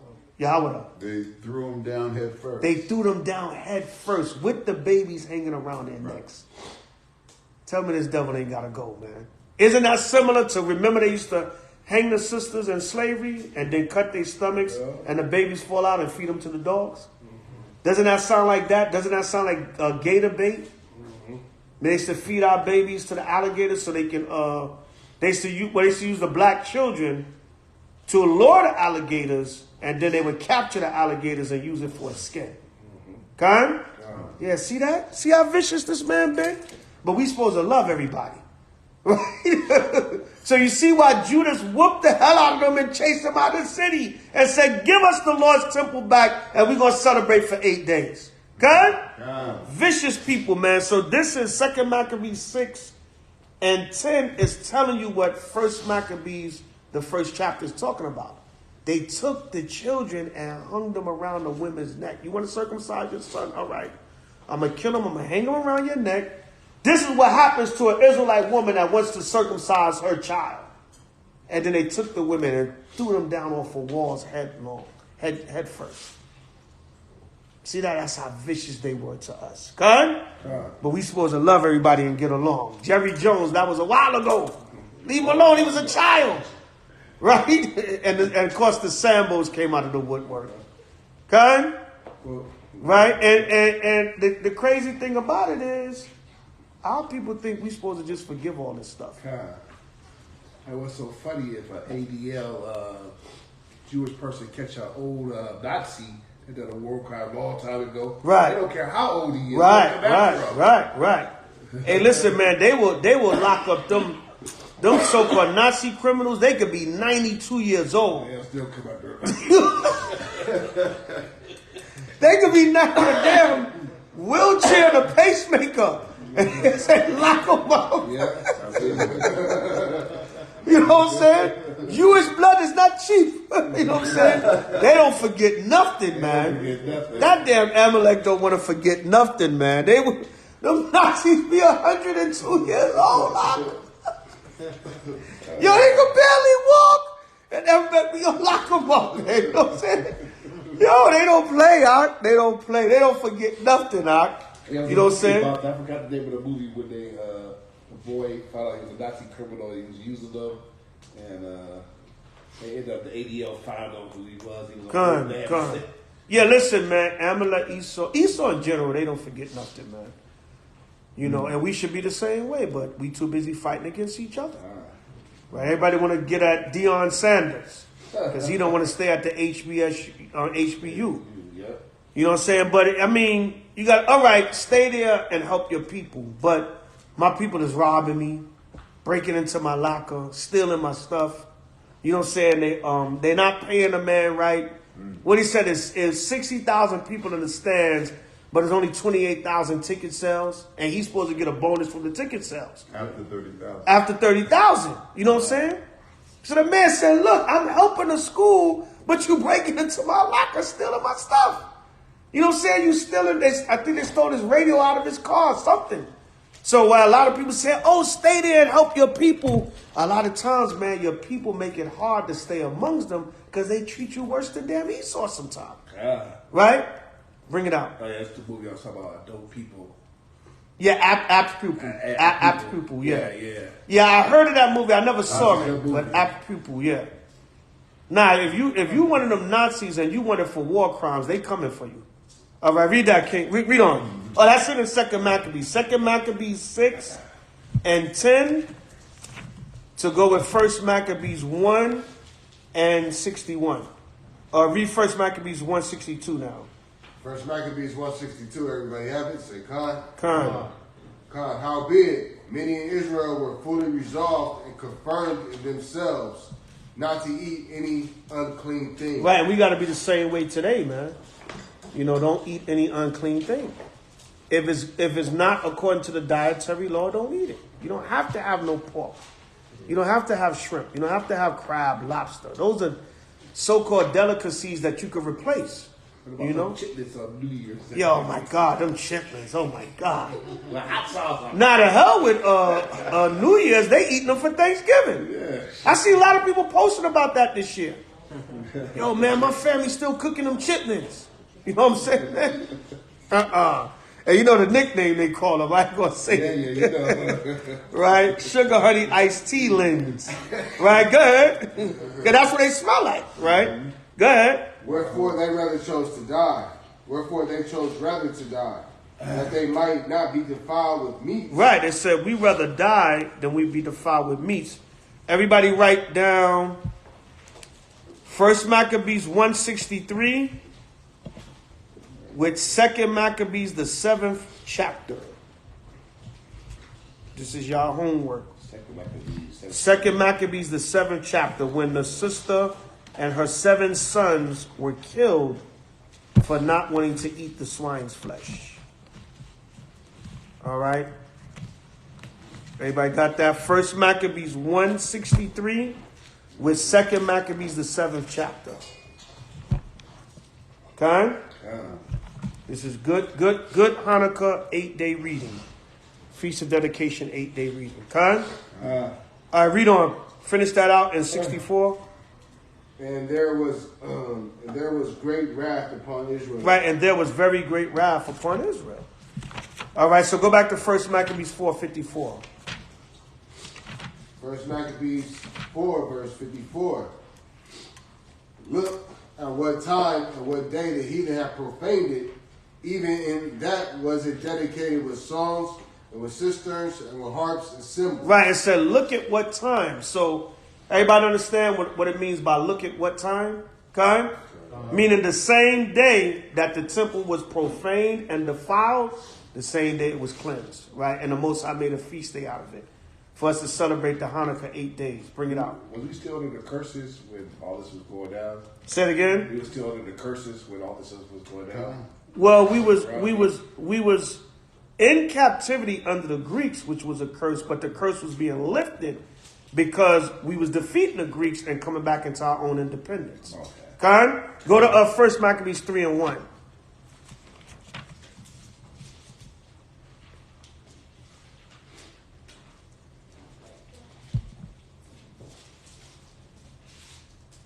First Maccabees 3 and 1. When everybody have it, say Khan. Read that real quick. Read down till about, I'll tell you when to stop. Read that. 1 Maccabees 3 and 1. Read. Then his son Judas, called Maccabeus, rose up in his stead. See that? So after Matthias died, Judas took over the revolution against the Greeks. Come on. And all his brethren helped him. And so did all they that held with his father. And they fought with cheerfulness the battle of Israel. So it said they helped him, and everybody that was dedicated to his father, you know, just like David said. Remember, before David died, he told Solomon, "Let my friends become your friends, and let my enemies become your enemies." Before he died, so everybody that was faithful to Matthias Maccabees, they continued their faith to Judas Maccabees. Okay? And all the enemies of Matthias Maccabees, they became Judas and his brothers' enemies. Okay? Right, go ahead. So he gave his people great honor, and put on a breastplate as a giant, and girt his warlike harness about him. Go ahead. And he made battles, protecting the host with his sword. Right, he made battles protecting the host with the sword. Come on. In his acts he was like a lion, and like a lion's whelp roaring for his prey. Right, he was like a young, ferocious lion, man. Judas was a hell of a warrior. All right, take advantage throughout these days and read all the Maccabees and read about all of Judas' war campaigns. Right, go ahead. For he pursued the wicked and sought them out and burnt up those that vexed his people. Come on. Wherefore the wicked shrunk for fear of him. The wicked shrunk for fear of him. Go ahead. And all the workers of iniquity were troubled. Come on. Because salvation Because prospered. what? Because salvation Go ahead. prospered in his hand. It said because salvation prospered in Judas' hand. So we were under the curses being defeated by the Greeks, but the curses were lifted to a degree because why? Salvation prospered under Judas. We kind of became like independent as a nation again because we got the temple back. And once we got the temple back, we can serve the Most High. Overall, the Greeks were still ruling, but we had a temporary deliverance from the harsh curse of them ruling over us and controlling the temple. You understand? They were still ruling throughout other different parts. But we took back our city and our land and got back the temple and dedicated it back to the Most High and made a feast day out of it. Hence, the Feast of Hanukkah or Feast of Dedication. Okay? So it says salvation prospered in his hands. So the curse was lifted to a degree under Judas and the Maccabean revolt. Okay? That's like if we fought Esau and we took back LA. You know what I'm saying? They still got the damn United States, but we got LA, you know what I'm saying? Cleaned up all the gangs, got rid of the gentrification, kicked the Edomites out of our neighborhoods, you know what I'm saying? But damn, Esau still got the rest of America. They said, damn, man, you know, they'll just come and bomb LA then. Yeah. If we used to do that, they'll just come they'll do us like Rosewood. They'll just come and drop a bomb on LA and be like, the hell with it, man. There's some whites dying there, but we not finna have these Negroes raised up. We gonna wipe out the city of LA, man. You know what I'm saying? They send a damn drone in there with a damn dirty nuclear bomb on it and Jacob be finished, man. Right? So go back to 1 Maccabees 4 and 54. And let's finish that out. Yeah, Khan. Look at what time and what day the heathen have profaned it. Even in that was it dedicated with songs and with sisters, harps, and cymbals. Then all the people fell upon their faces, worshiping and praising the God of heaven, who had given them good success. And so they kept the dedication of the altar 8 days. There you go. That's what the word Hanukkah means, or Hanukkah in the ancient Paleo Hebrew. It means dedication. All right, go ahead. And offered burnt offerings with gladness, and sacrificed the sacrifice of deliverance and praise. Come on. They decked also the forefront of the temple with crowns of gold, and with shields, and the gates and the chambers they renewed and hanged doors upon them. Right, so they decorated, they got festive, they got into the spirit. So what is Israel talking about, you trying to be a Jewish Christmas? It said they decorated the temple, so they put their spirit into it. With real gold and silver back then that they took from the damn Greeks. Okay? Right? So, Israel don't understand, but we're going to clear that up real quick after this. Go ahead. Thus was there very great gladness among the people. There was gladness. Go ahead. For that, the reproach of the heathen was put away. Right, because we whooped them Greeks and got them up out of the temple. We got them out the paint. Go ahead. Moreover, Judas and his brethren, with the whole congregation of Israel, ordained that the dates of the dedication... The days... Go ahead. The days of the dedication of the altar should be kept in their season from year to year by the space of 8 days, and from the 5 and 20th day of the month Caslu, with mirth and gladness. Come on. And at that time, also they builded up the Mount Zion with high walls and strong towers round about, lest the Gentiles should come and tread it down as they had done before. Right, so they fortified the city, built it back up, and made it strong as in the days of old. Go ahead. And they set there a garrison to keep it, and fortified Bethsur to preserve it, that they might have a defense against Idumea. Now look at what is called in the Greeks, Idumea, which is the Greek form of saying Edom.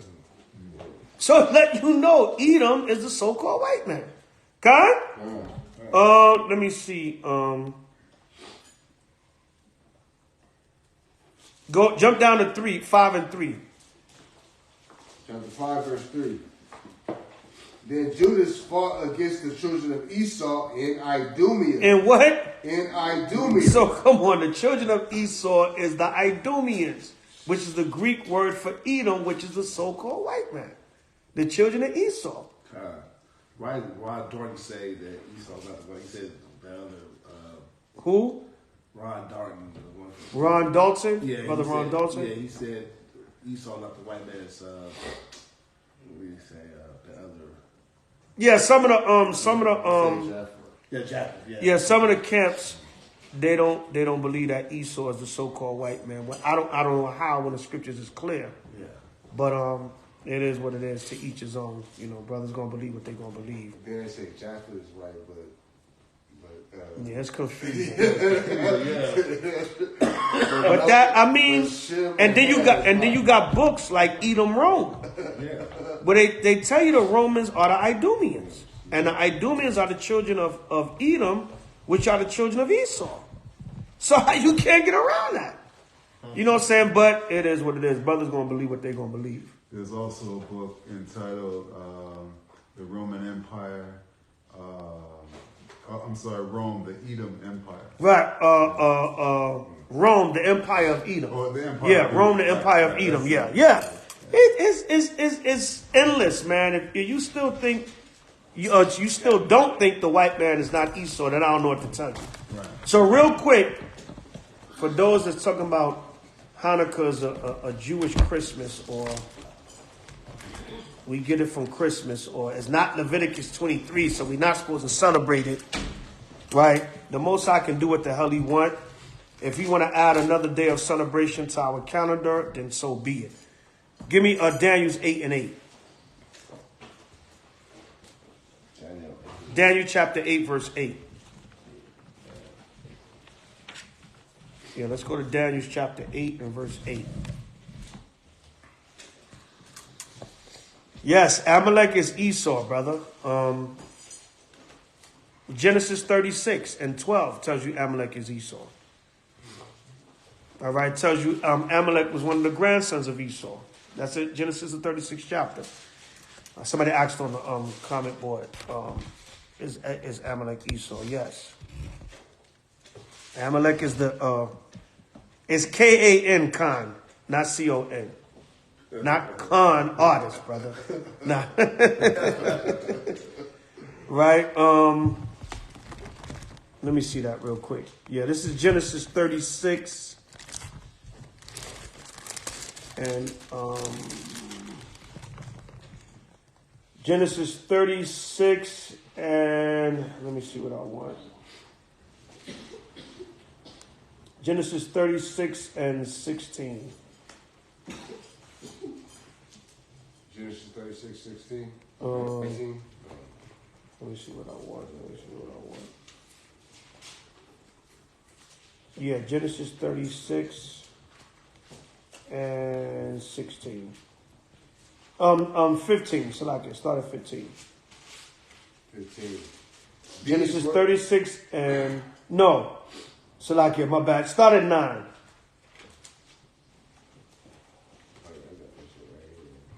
Genesis 36 and 9. Genesis chapter 36, verse 9. Everybody have it? Say, Khan. Khan. And these are the generations of Esau, the father of the Edomites in Mount Seir. These are the generations of Esau, the father of the Edomites in Mount... Verse 8 says, thus dwelt Esau in Mount Seir. Esau is Edom. Right, go ahead. These are the names of Esau's sons. Eliphaz, the son of Adad, the wife of Esau. Ra'ul, the son of Bash-Emath, the wife of Esau. And the sons of Eliphaz were Teman, Omar, Zepho, Gatam, and Kenaz. And Timnah was concubine to Eliphaz, Esau's son. And she bare Eliphaz to Amalek. Amalek. There it is. These were the sons of Adad, Esau's wife. And keep going. Yeah. And these are the sons of... No, matter of fact, that's it. And it says, and Timnah was concubine to Eliphaz, Esau's son. And she bare to Eliphaz Amalek, a descendant of Esau. Khan? So, yes, brother, Esau, Amalek comes out of Esau. All right? So go to Daniel's 8 and 8 again. Salakia. Daniel chapter 8, verse 8. When everybody have it, say Khan. Khan. Got it? Khan. Daniel 8, verse 8. Therefore the he-goat waxed very great, and when he was strong, the great horn was broken, and for it came up 4 notable ones toward the 4 winds of heaven. Right, it said the he-goat. Who's the he-goat? By a show of hands, don't yell out. Who's the he-goat? No, Kazak, I know you know. Somebody else.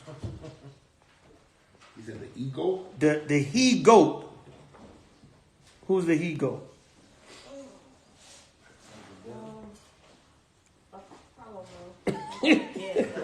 Go ahead.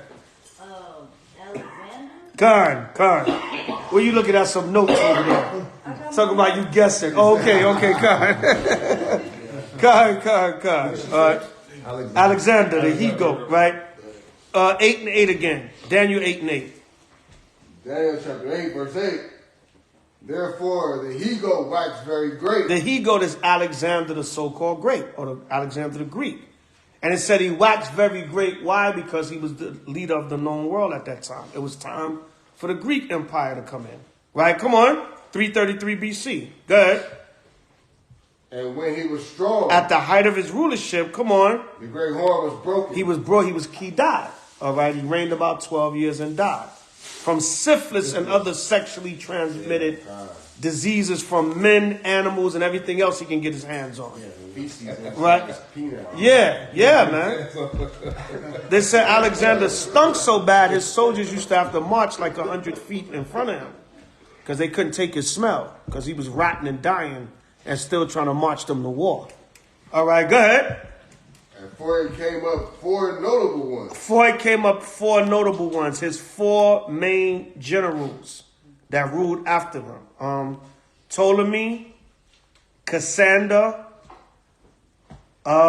Lysimachus. I'm pronouncing it. These days, I'm gonna read it in a minute. I'll give it to y'all in a minute. All right, go ahead. 4 notable ones toward the 4 winds of heaven. Go ahead. And out of one of them came forth the little horn, which waxed exceeding great. Anybody know who the little horn is? The little horn is Antiochus Epiphanes IV. Antiochus Epiphanes IV. All right. Yeah, that was the main general. All right. Antiochus Epiphanes IV. He came out of one of the 4 generals that we're going to read about from Alexander's rulership. Read on. And it waxed great, even to the host of heaven. Go ahead. And it cast down some of the hosts. Read 9 again. And out of verse 9, and out of one of them came forth the little horn, which waxed exceeding great. Come on. Toward the south, and toward the east, and toward the pleasant land. Toward the south, the east, and the pleasant land being Israel. Because what happened, that's what we're reading about.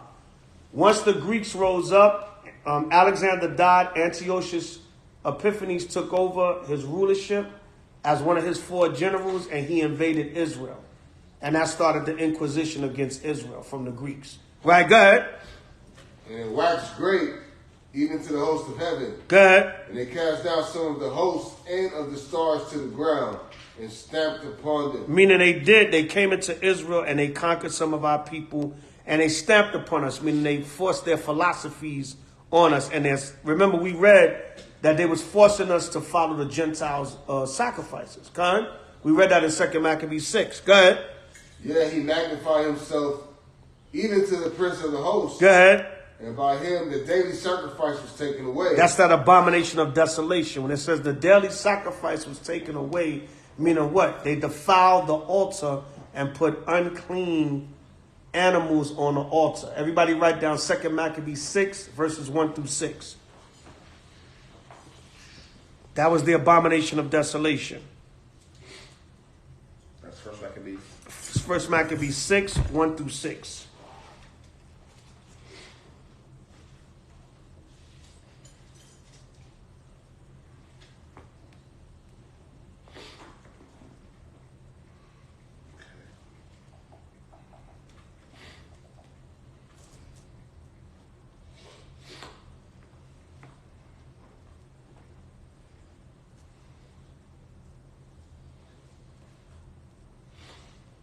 All right, everybody with me? All right, read on. And a host was given him against the daily sacrifice by reason of transgression. Meaning you had sellout Israelites that went along with the Greeks. Go ahead. And it cast down the truth to the ground, and it practiced and prospered. Come on. Then I heard one saint speaking, and another saint said unto the certain saint which spake, how long shall be the vision concerning the daily sacrifice and the transgression of desolation, to give both the sanctuary and the host to be trodden underfoot? Come on.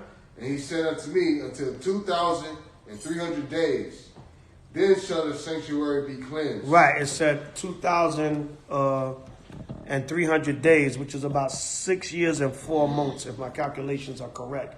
That was from the time that the Greeks... Rob, you asked for the password?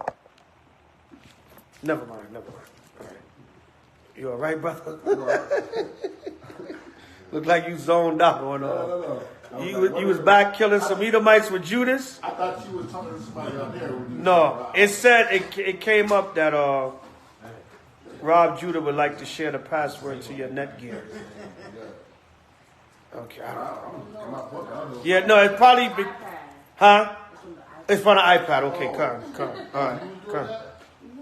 It's from the iPad, probably. Yeah, come. That's all. Don't worry about it. So yeah. So now, keep in mind, right? Daniel's 8, verses 8 through 14. Now go to 1 Maccabees 1 and 1. 1 Maccabees chapter 1, verse 1.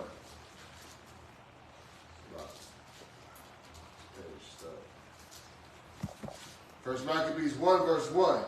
And it happened after that Alexander, son of Philip the Macedonian, who came out of the land of Shittim, had smitten Darius, king of Persia, and the Medes, and that he reigned in his stead the first over Greece. Right, Alexander reigned the first over Greece. Somebody give me Daniel 8:21 now. Daniel 8:21. So 1 Maccabees 1 and 1 links up with Daniel's 8:21. Everybody have it, say Khan?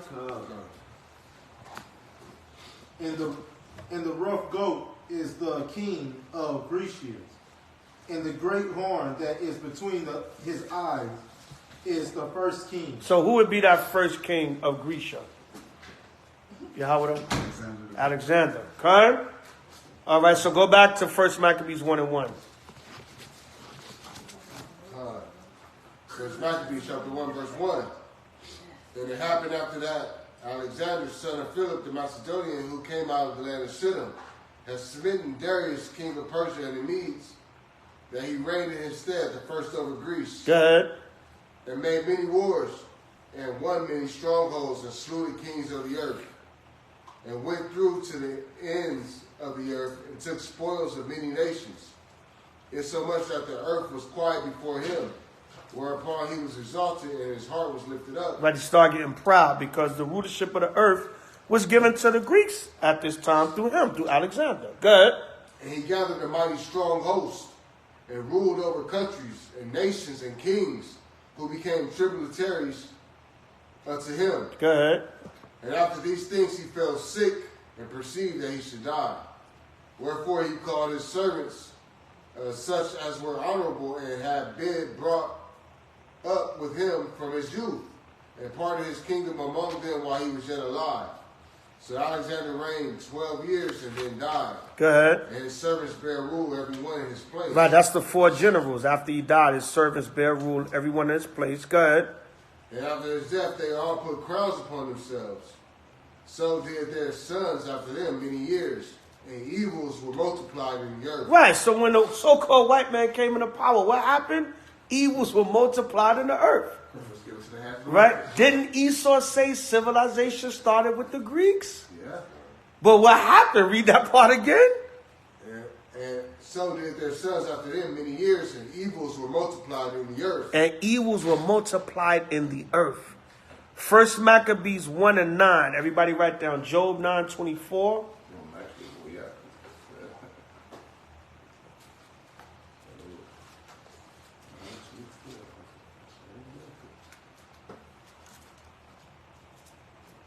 Real quick, Yahweh, get Proverbs 29 and 2.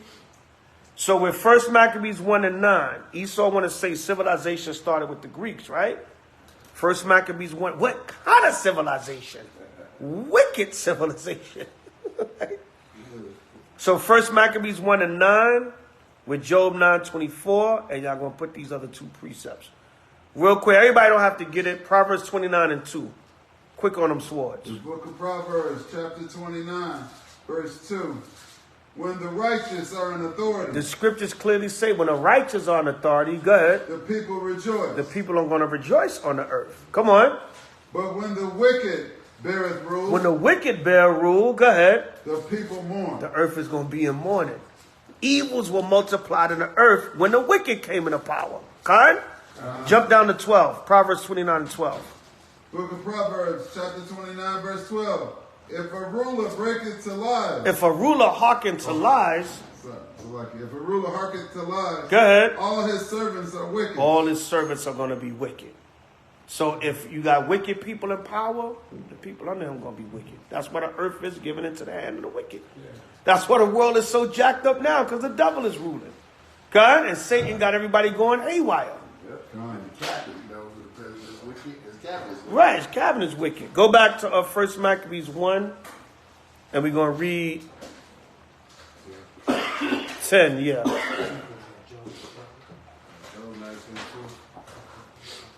First Maccabees 1, verse 10. And there came out of them wicked root.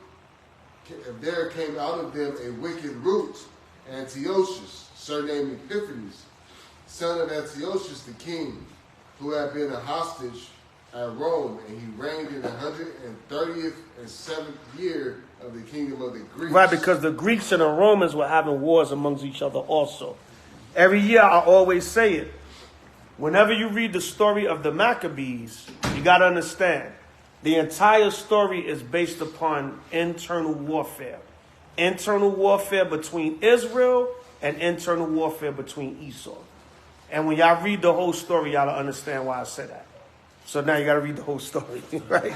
Right? Go ahead. That's your homework, right? Go ahead. In those days, went there out of Israel wicked men. And see that? You can't make this up. I just said it. Right. In those days, there went out of Israel wicked men, sellouts. It was internal warfare amongst Israel. And that's why Antiochus was a hostage at Rome. Why is a Greek man a hostage at Rome? Because the Greeks and the Romans was fighting against each other, not realizing they're the same people. Right? Israel was fighting against each other. Right? They wanted the high priesthood. There was a Benjamite that wanted the priesthood from a Levite. All right? So there was internal warfare on both sides. That was the whole thing that was going on during the Maccabees. It was civil internal warfare amongst Esau and Israel. And then it was warfare against each other. Huh? Like Russia and Ukraine right now. Yeah, current. And internal warfare, and warfare with each other. While they're fighting internal warfare, they're fighting against each other. The Romans, the progenitor of the Romans were the Greeks. Right. They came into the Italian peninsula and set up Rome. That's what it was called. It was called a Greco-Roman Empire. Right, current. They're the same people. Right, go ahead. Let us go and make a covenant with the heathen that are round about us. Is what BC, brother? You got to be specific. Is what BC? You just said, is this BC? Salakia, somebody asking a question on the chat. Is what BC, brother? You got to be specific. Go ahead. For since we departed from them, we have had much sorrow. Well, here we go with the sellout. If we can't beat them, join them. Oh, Lord, if we can't have the white man, we're going to die. Charles Barkley. Right, Charles Barkley, right? Shannon Sharp. Right, Shaq. Right, go ahead. So this device pleased them well. They can control Shaq. They can control LeBron James, but they can't control me. Yo, Kanye is wild. Right, go ahead. So this device pleased them well. This device pleased them well because what? It said, listen, if we can't beat them, join them. Okay? Don't we have a lot of Negroes like that now? Jim Brown, right? Rolly, you know what I'm saying? Candace Owens, you know what I'm saying? Rolly the Boule Pig. Oh, right. Roland Martin. Yeah, Roland Martin, yeah, right. Well, he tried to lose a little weight nowadays, but he's still Rolly, right? Right? So that's it on that. First of Maccabees 1 through 13. Is the feast BC? No, brother. Today is December 17th, 2022. All right. AD. No, I'm just kidding, brother. Yeah, it was BC. It was the first Hanukkah was around it was a circa 165 BC. All right. That was the first Hanukkah or Feast of Dedication. All right. So, that's it on that. Now, real quick, right? Check this out. We read Daniel's 8 through 14. Now, I'm going to read Daniel's 8 through 14 in the Compact Bible Commentary. This is the Nelson's Compact Bible Commentary. Now, check out what the Edomite scholars is going to say.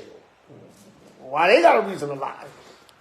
All right? They're going to tell the true history. They're going to interpret what Daniel 8 through 14 is talking about. So this is Daniel 8 and 8 in the Bible Commentary. It says, the large horn was broken. Alexander the Great died at the height of his career, before he was 33 years old. 4 notable ones. After Alexander's death, 4 of his generals carved up the Macedonian Empire. Antigonus ruled from northern Syria to Central Asia. Antigonus is also known as the Seleucid dynasty. That's who Antiochus Epiphanes IV came out of. The Antiochian line came out of the Seleucid dynasty, also known as Antigonus. All right, it says, ruled from Syria to Central Asia, and they're the ones that came down into the Pleasant Land, all right, which was Israel. All right, that was the Seleucid dynasty, which Antiochus came out of. Cassander ruled over Macedonia. Ptolemy, the P is silent, ruled in Egypt and southern Syria, including Palestine. Lysimachus ruled over Thrace. Daniel's 8 and 9 commentary. The little horn here is not the same as the little horn of chapter 7. The little horn in chapter 7 is America coming out of Great Britain. The former horn comes out of the 4th beast, Rome, whereas this one comes out of Greece. The little horn here refers to Antiochus Epiphanes, the 8th king of the Syrian dynasty who ruled from 175 to 164 BC. Thus, this prophecy skips from 301 BC, the time of the division of Alexander's empire, to 175 BC when Antiochus became king. Daniel 8 and 10. The hosts of heaven and the stars refer to God's people, which we know is Israel. See chapter 12 and 3, Genesis 15 and 5. Cast down describes Antiochus' conquests. Daniel 8 and 11 commentary. The prince of the host refers to Yahweh himself. It refers to the Most High, but it also refers to the high priest, because the high priest is the representative of the Most High. All right? So here, Esau says it refers to the Most High, but it's the Most High, but it's by way of the high priest. All right? The little horn, like Lucifer, see Isaiah 14 and 12, aspires to be like the Most High. Sanctuary cast down. Antiochus desecrated the house of Yahweh by erecting a statue of Zeus on the bronze altar. Hence the abomination of desolation. Right? The scholars is telling you what Daniel 8 through 14 is talking about. Now it's going to get better. All right, verse 11, Daniel 8 and 12. Truth is in reference to the Mosaic law. Remember, it said it practiced and prospered against the truth. Because what? The Greek Inquisition was to take Israel away from the truth. God, see, Esau knows. They know what the scriptures is talking about. A holy one and another holy one referred to the angels. Daniel 8:13. Daniel 8 and 14. The 1,300 days refers to the time between Antiochus' pollution of the temple and the cleansing of it by the Maccabees. So they're telling you that Daniel's the 8th chapter is the prophecy of the Maccabees coming back and cleansing the temple. Okay? Read Daniel 8:14 again. You can't get around this. But this is a Jewish Christmas, right? They don't know the scriptures. If the Feast of Dedication was prophesied in Daniel's the 8th chapter. It said the Maccabees would come back and cleanse the temple. And in cleansing the temple, what did they do? They set up a feast day to celebrate this cleansing of the temple. Okay? Go to Daniel 8. Read Daniel 8 and 14 now. All right. And he said unto me, unto 2,300 days, then shall the sanctuary be cleansed. Be what? Be cleansed. It said that certain dispensation of time, the sanctuary would be cleansed. What did we just read in the Bible commentary? It said the cleansing of the temple by the Maccabees. Now, go to 1 Maccabees 4 and 36. Let's bring it on home. 1 Maccabees 4:36, and let's bring it on home. 1 Maccabees chapter 4, verse 36. Come. Then said Judas and his brethren, behold, our enemies are discomfited. Let us go up to cleanse and dedicate the sanctuary. Jump down to 41. Verse 41.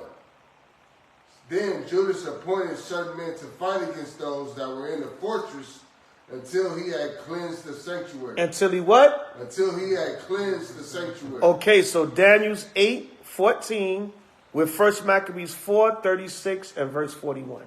Okay? Because that was the fulfillment of the prophecy. Now, jump down to 1 Maccabees 4:59. 4 verse 59. Moreover, Judas and his brethren with the whole congregation of Israel ordained that the days of the dedication. So the word Hanukkah means dedication. All right, it's a ancient Paleo-Hebrew word Hanukkah, which means dedication. So moreover, Judas and his brethren with the whole congregation of Israel ordained that the days of the dedication, go ahead, of the altar should be kept in their season from year to year. In their season at the same time of the year. So don't tell you just trying to be like Christmas. No, this falls around the same time of the year. Right? Come on. By the space of 8 days. Come on. From the 5 and 20th day of the month Caslu, with mirth and gladness. So the Most High told us through the Maccabees that this would be another feast day added to our calendar. Okay? So this ain't no Jewish Christmas. You do error Not knowing the scriptures or the power of the Most High. We just read, the scholars tell you, the prophets, they know what the scriptures is talking about. And the history lines up with it. Okay? So now, bring it all home. St. John 10:22, and we close it out. Show you where H.O.I was keeping a feast of dedication. The Hanukkah. Not no Jewish Christmas. All right? But you don't want to, I don't even argue no more. I don't even argue no more. I said, this person don't know the scriptures. All right, I said, this person does not know the scriptures. Or the history. You got to know the history too. And it's vast, man. We could be here to 6 in the morning, man. I'm just giving you the short version, right? St. John 10:22. St. John chapter 10, verse 22. And it was at Jerusalem, the feast of dedication. And it was at Jerusalem, the feast of the dedication. Go ahead. And it was winter. And it was winter. When you go into the Greek, it's the same word, Hanukkah, right? Or Hanukkah from the ancient Paleo, which is Hanukkah, or dedication, which means translates into the Hebrew. And it was at Jerusalem, the feast of the dedication, and it was winter. Go ahead. And Jesus walked in the temple in Solomon's porch. And Yahushua walked into the temple in Solomon's porch. He walked up the promenade or the steps that led up to the porch, entering into the temple. You know, you got a porch in front of your house a lot of times, and you walk up on a porch, and then you go inside your house. Same thing the temple had, and he went in there. When you read the rest of St. John 10, he went in and taught the people on the Feast of Dedication. He was teaching them the word. Okay? It was not a Jewish Christmas. Yahushua was right there with the people keeping the Feast of the Dedication, or the Hanukkah. Okay? By Shema Mashiach Yahushua. So they can't get around it. But you want to call it a Jewish Christmas, then that's on you. You don't know the scriptures. Matthew 22:29, you do error not knowing the scriptures or the power of the Most High. But I'm not arguing with people no more. Kind? Any questions or comments? No? So everybody understand? Kind? If you learn one thing tonight, we've done our job. You got edification from this word, from this truth, from this gospel. And we lift up the Most High Yahushua. We give all thanks, praise, honor, and glory to the Most High, the Mashiach Yahushua. Khan? So everybody repeat, Ashar, Hanukkah. Happy Feast of Dedication. Happy Hanukkah 2022.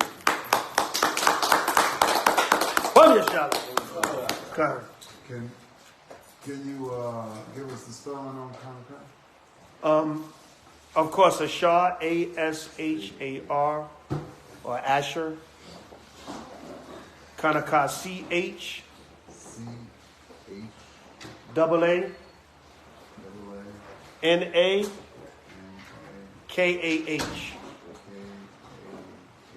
Ashar Hanukkah. Yeah. Okay? All right, I end up. So everybody understand? Everybody got some edification? Okay? Write down them notes, study them.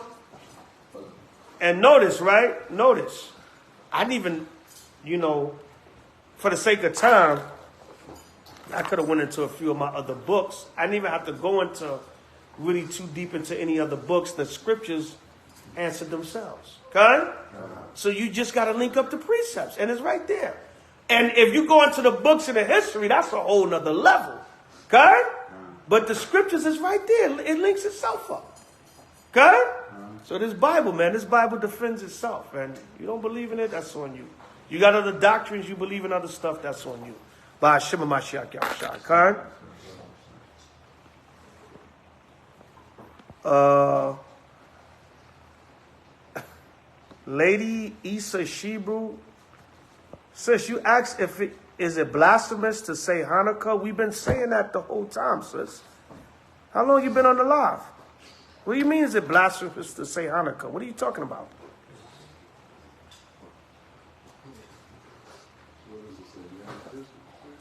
Right? I thought she would say it's blasphemous to say Christ. Sis, how long you been on the live? Why would you ask, is it black? Who said it? Where you learn that from? Sis? Who learned you that, sis? No, I said Hanukkah is the English way of pronouncing it. But it's Hanukkah in the ancient Paleo Hebrew. But it wouldn't be black. We've been saying Hanukkah throughout the whole lesson. We're just telling you how to say it in the ancient Paleo Hebrew, sis. Who said it was blasphemy to say Hanukkah?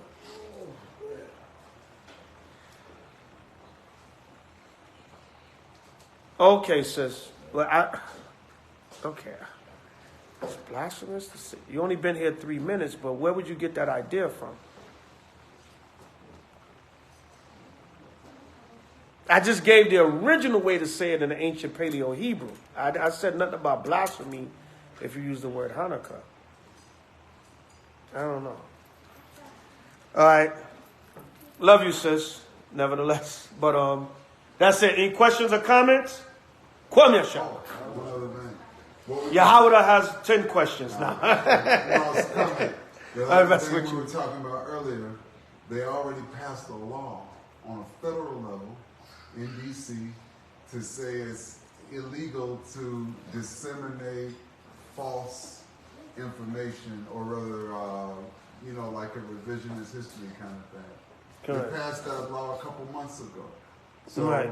So they're saying, I guess that's directed at us, because if we're coming out of Probably. scripture, something they don't agree with, Probably. then they can point at us and say They can that's demonize illegal. us, yeah. Right. They can demonize us, yeah. Okay.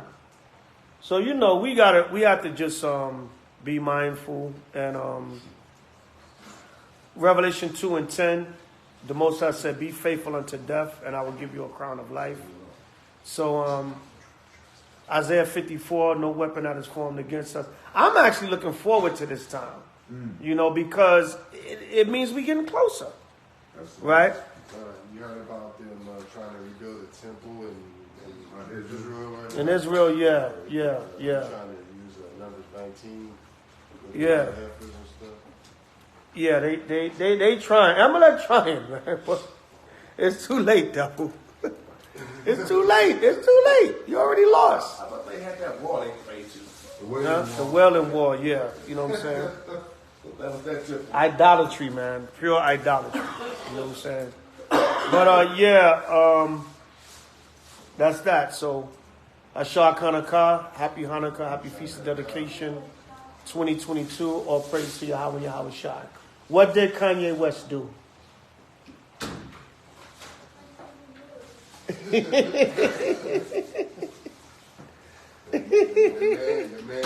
What's up, Kano? Usually Kano be answering all the questions. That man told all the Christians that he loves him. Yeah, Kanye is all over the place, man. I just take the real stuff that he say, and that's it, man. My mom's was sacrificed. I'll be like, all right, Kanye said some real ish right there. Good? All right, all praises. So, imagine what Panya Yerushalayim, stand and face Jerusalem or the east for closing prayer. Kwam Yashara.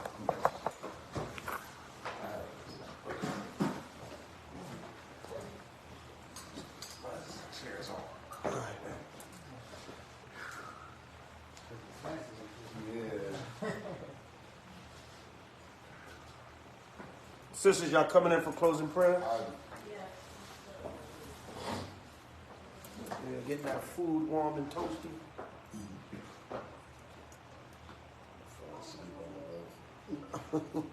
His eyes all good.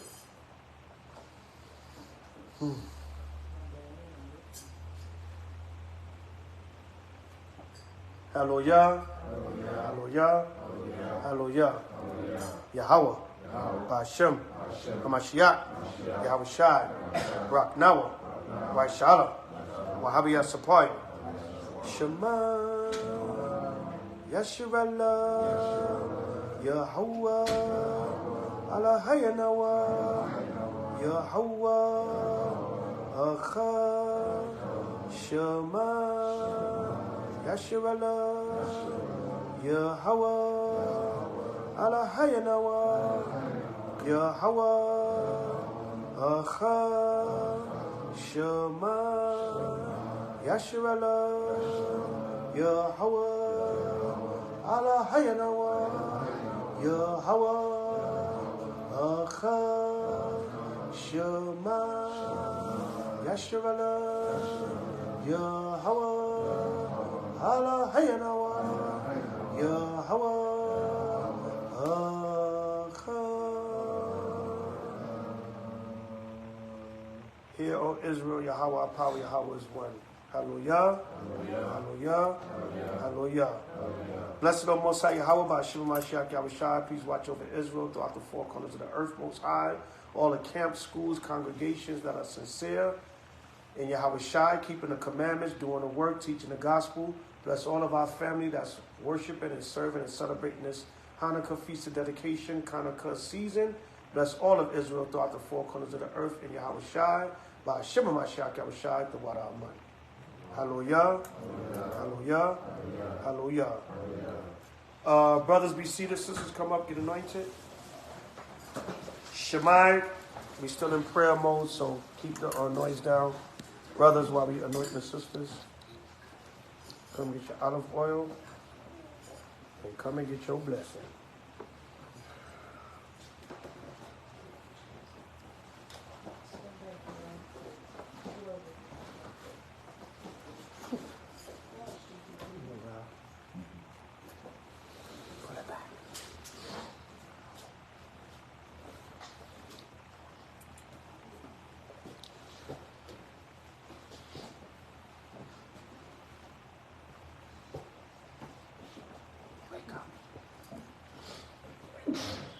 Bless you.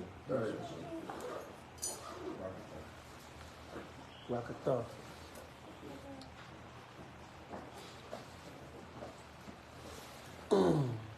Hallelujah.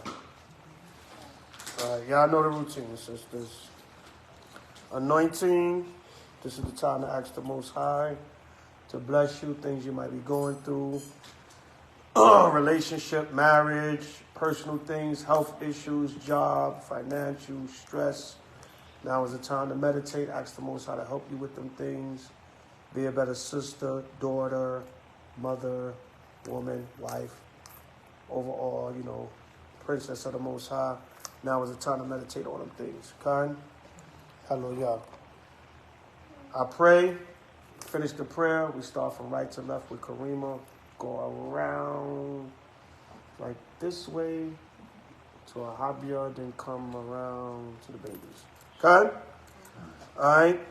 I say the prayer. Y'all just meditate. I'm the one that just say it. Y'all meditate. Say y'all name 3 times. Receive y'all blessing.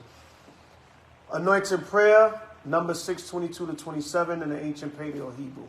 Yabaraki Yahweh, wa Shamarka, Ya'al Yahweh, Pan Yahweh, Al-Yaka, wa Yakanka, Yasha'a Yahweh, Pan Yahweh, Al-Yaka, wa Yashamlaka, Shalom, Yahweh, Ba'ashem, Hamashiach, Yahushai, Babakusha, Shemai, Nawa, Aita, Shalak, Ma'ika'ala, Walahayim, La, Shema'ayo, Barak, Rapah, Aizar, Magun, Kazak, Hatazayal, Kwawa, Karima, Danielle, Ahabia, Zamora, Zanai,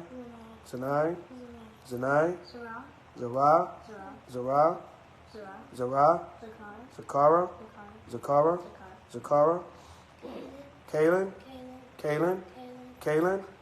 Ko Akyum, Ko Lakwafyum, Ko Bunyam, Yasha'ala, Bahashim, Hamashiach, Yahushai, the water, the Myad, Iwalam, Amen. Hallelujah. Hallelujah. Hallelujah.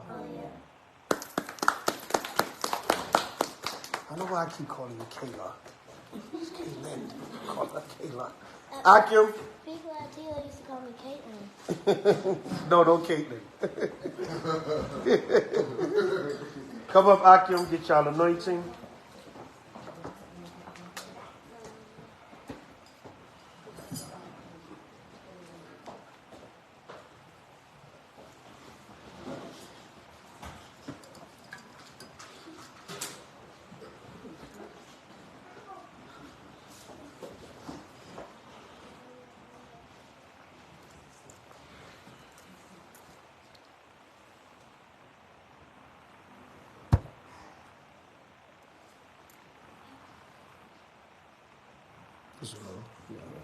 The water. All right, same thing, Akim, anointing prayer, number 622 to 27. Right now is the time, brothers. We got to be strong in these last days. So now is your time. You meditate, anything you're going through, financial, household, stress, want to do this work better, want to be a stronger brother, anything health-wise, now is the time to meditate on. Ask the Most High for blessings, to help you through those things. Okay? And be an overall brother, father, son of the Most High, warrior on his front line in his truth. Those are the things you ask for during this anointing prayer. Okay? And when you're praying on your own, of course. Anointing prayer, number 622 to 27. I'll just say it myself. Y'all meditate as I'm saying the prayer. We start from right to left. When I finish with Yaikwab, go around from Kazakh all the way down to Yahweh. Hallelujah. Then to myself. Hallelujah. Anointing prayer number 622 to 27. Ya Baraki Yahweh, wa Shamaka, Ya Al Yahweh, Pan Yahweh, Al Yaka, wa Yakanka, Ya Sha'a Yahweh, Pan Yahweh, Al Yaka, wa Yashamnaka, Shalom, Yahweh, Ba'ashem, Hamashiach, Yahweh Shai, Babakusha, Shemai, Nawa, Aita, Shalak, Ma'ika'ala, Walahayim, La, Shema, Ayo, Barak, Rapar, Aizar, Magan, Kazak, Hatazayel, Kwawa, Yaikwab, Kazak,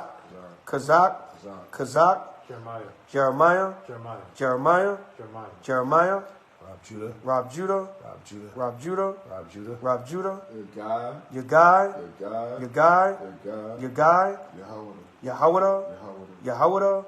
Yahweh, Zabach, Ko, Akim, Ko, Agwafim, Ko, Bunyam, Yasha'ala, Bahashem, Hamashiach, Yahweh Shai, the Wada, the Myad, Iwalam, Amen. Hallelujah. Hallelujah. Hallelujah. All right, everybody rise again, face the east, pray for the food and the drink.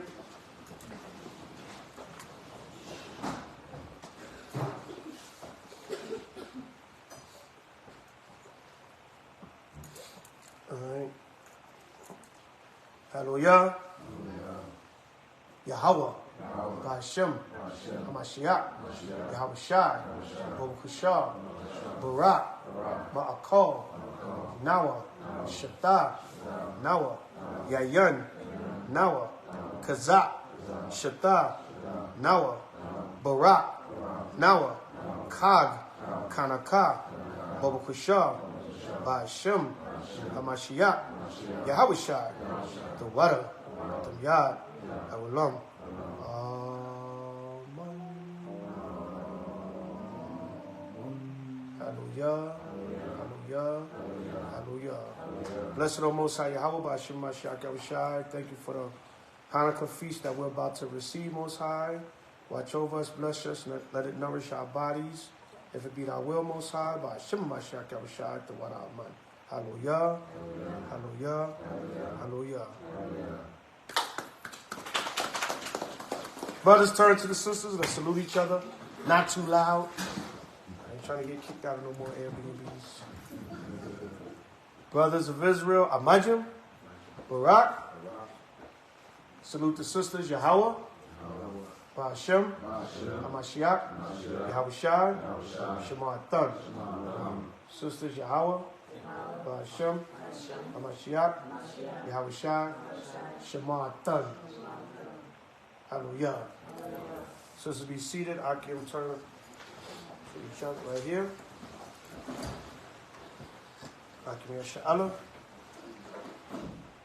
When I say a majum, you come to a snap.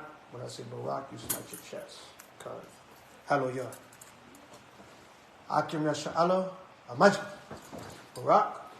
Yahweh Shem Yahshabakathon. Yahweh Shem Yahshabakathon. Kom Yahshabak. Kom Yahshabak. Kom Yahshabak. Kom Yahshabak. Kom Yahshabak. Kom Yahshabak. Hallelujah. Hallelujah. Hallelujah. Hallelujah. Hallelujah. Hallelujah. Barakatah Yahweh. Barakatah Yahweh Shai. Barakatah Yahweh. Barakatah Yahweh Shai. Barakatah Yahweh. Barakatah Yahweh Shai. Ba'ashem. HaMashiach. Yahweh Shai. Kom Yahshabak. Shalom. Ashar Hanukkah. Woman Shalom. We got different chants on y'all.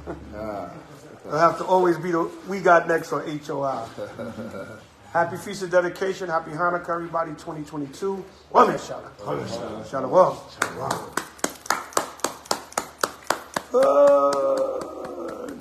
Let me get a little light music. Woman Shalom. May I see this? 1 second, yeah. It's fragile, so. Oh yeah, don't worry, I'll take care of it. I'll be you. I think that's it. Okay, you sent it to me on my Facebook or my TikTok. Or what you sent it on my? Oh, you sent it to me on? I think they're on your phone. Oh, okay. You text message to me. I like these shirts. Oh yeah, thanks. Oh, you mean this? I thought you meant this one. No, this one's fly. I like it too. Definitely like it.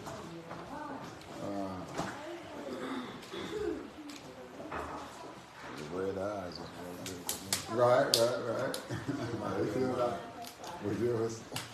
Did they feel out there? Oh, they gonna really look at those $50. Oh hell no, they out there flirting with that.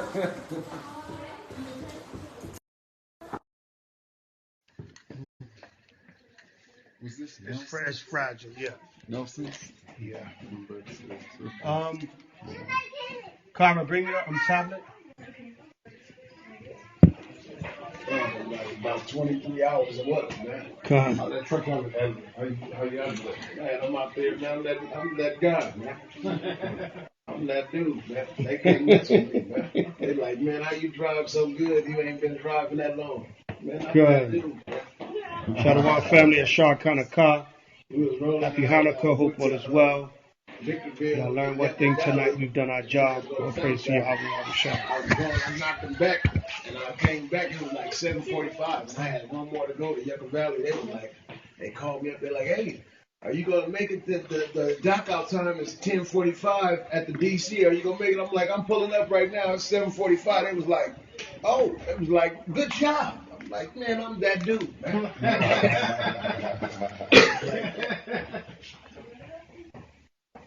I had trained with the safety ambassador at my school. He trained me.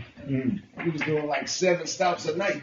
We go to San Diego, do like 3 stores, and he had me drive. I drive all. He don't drive nothing. I drive to San Diego, do 3 stores.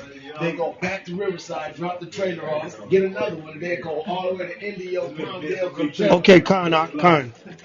one night. Nice.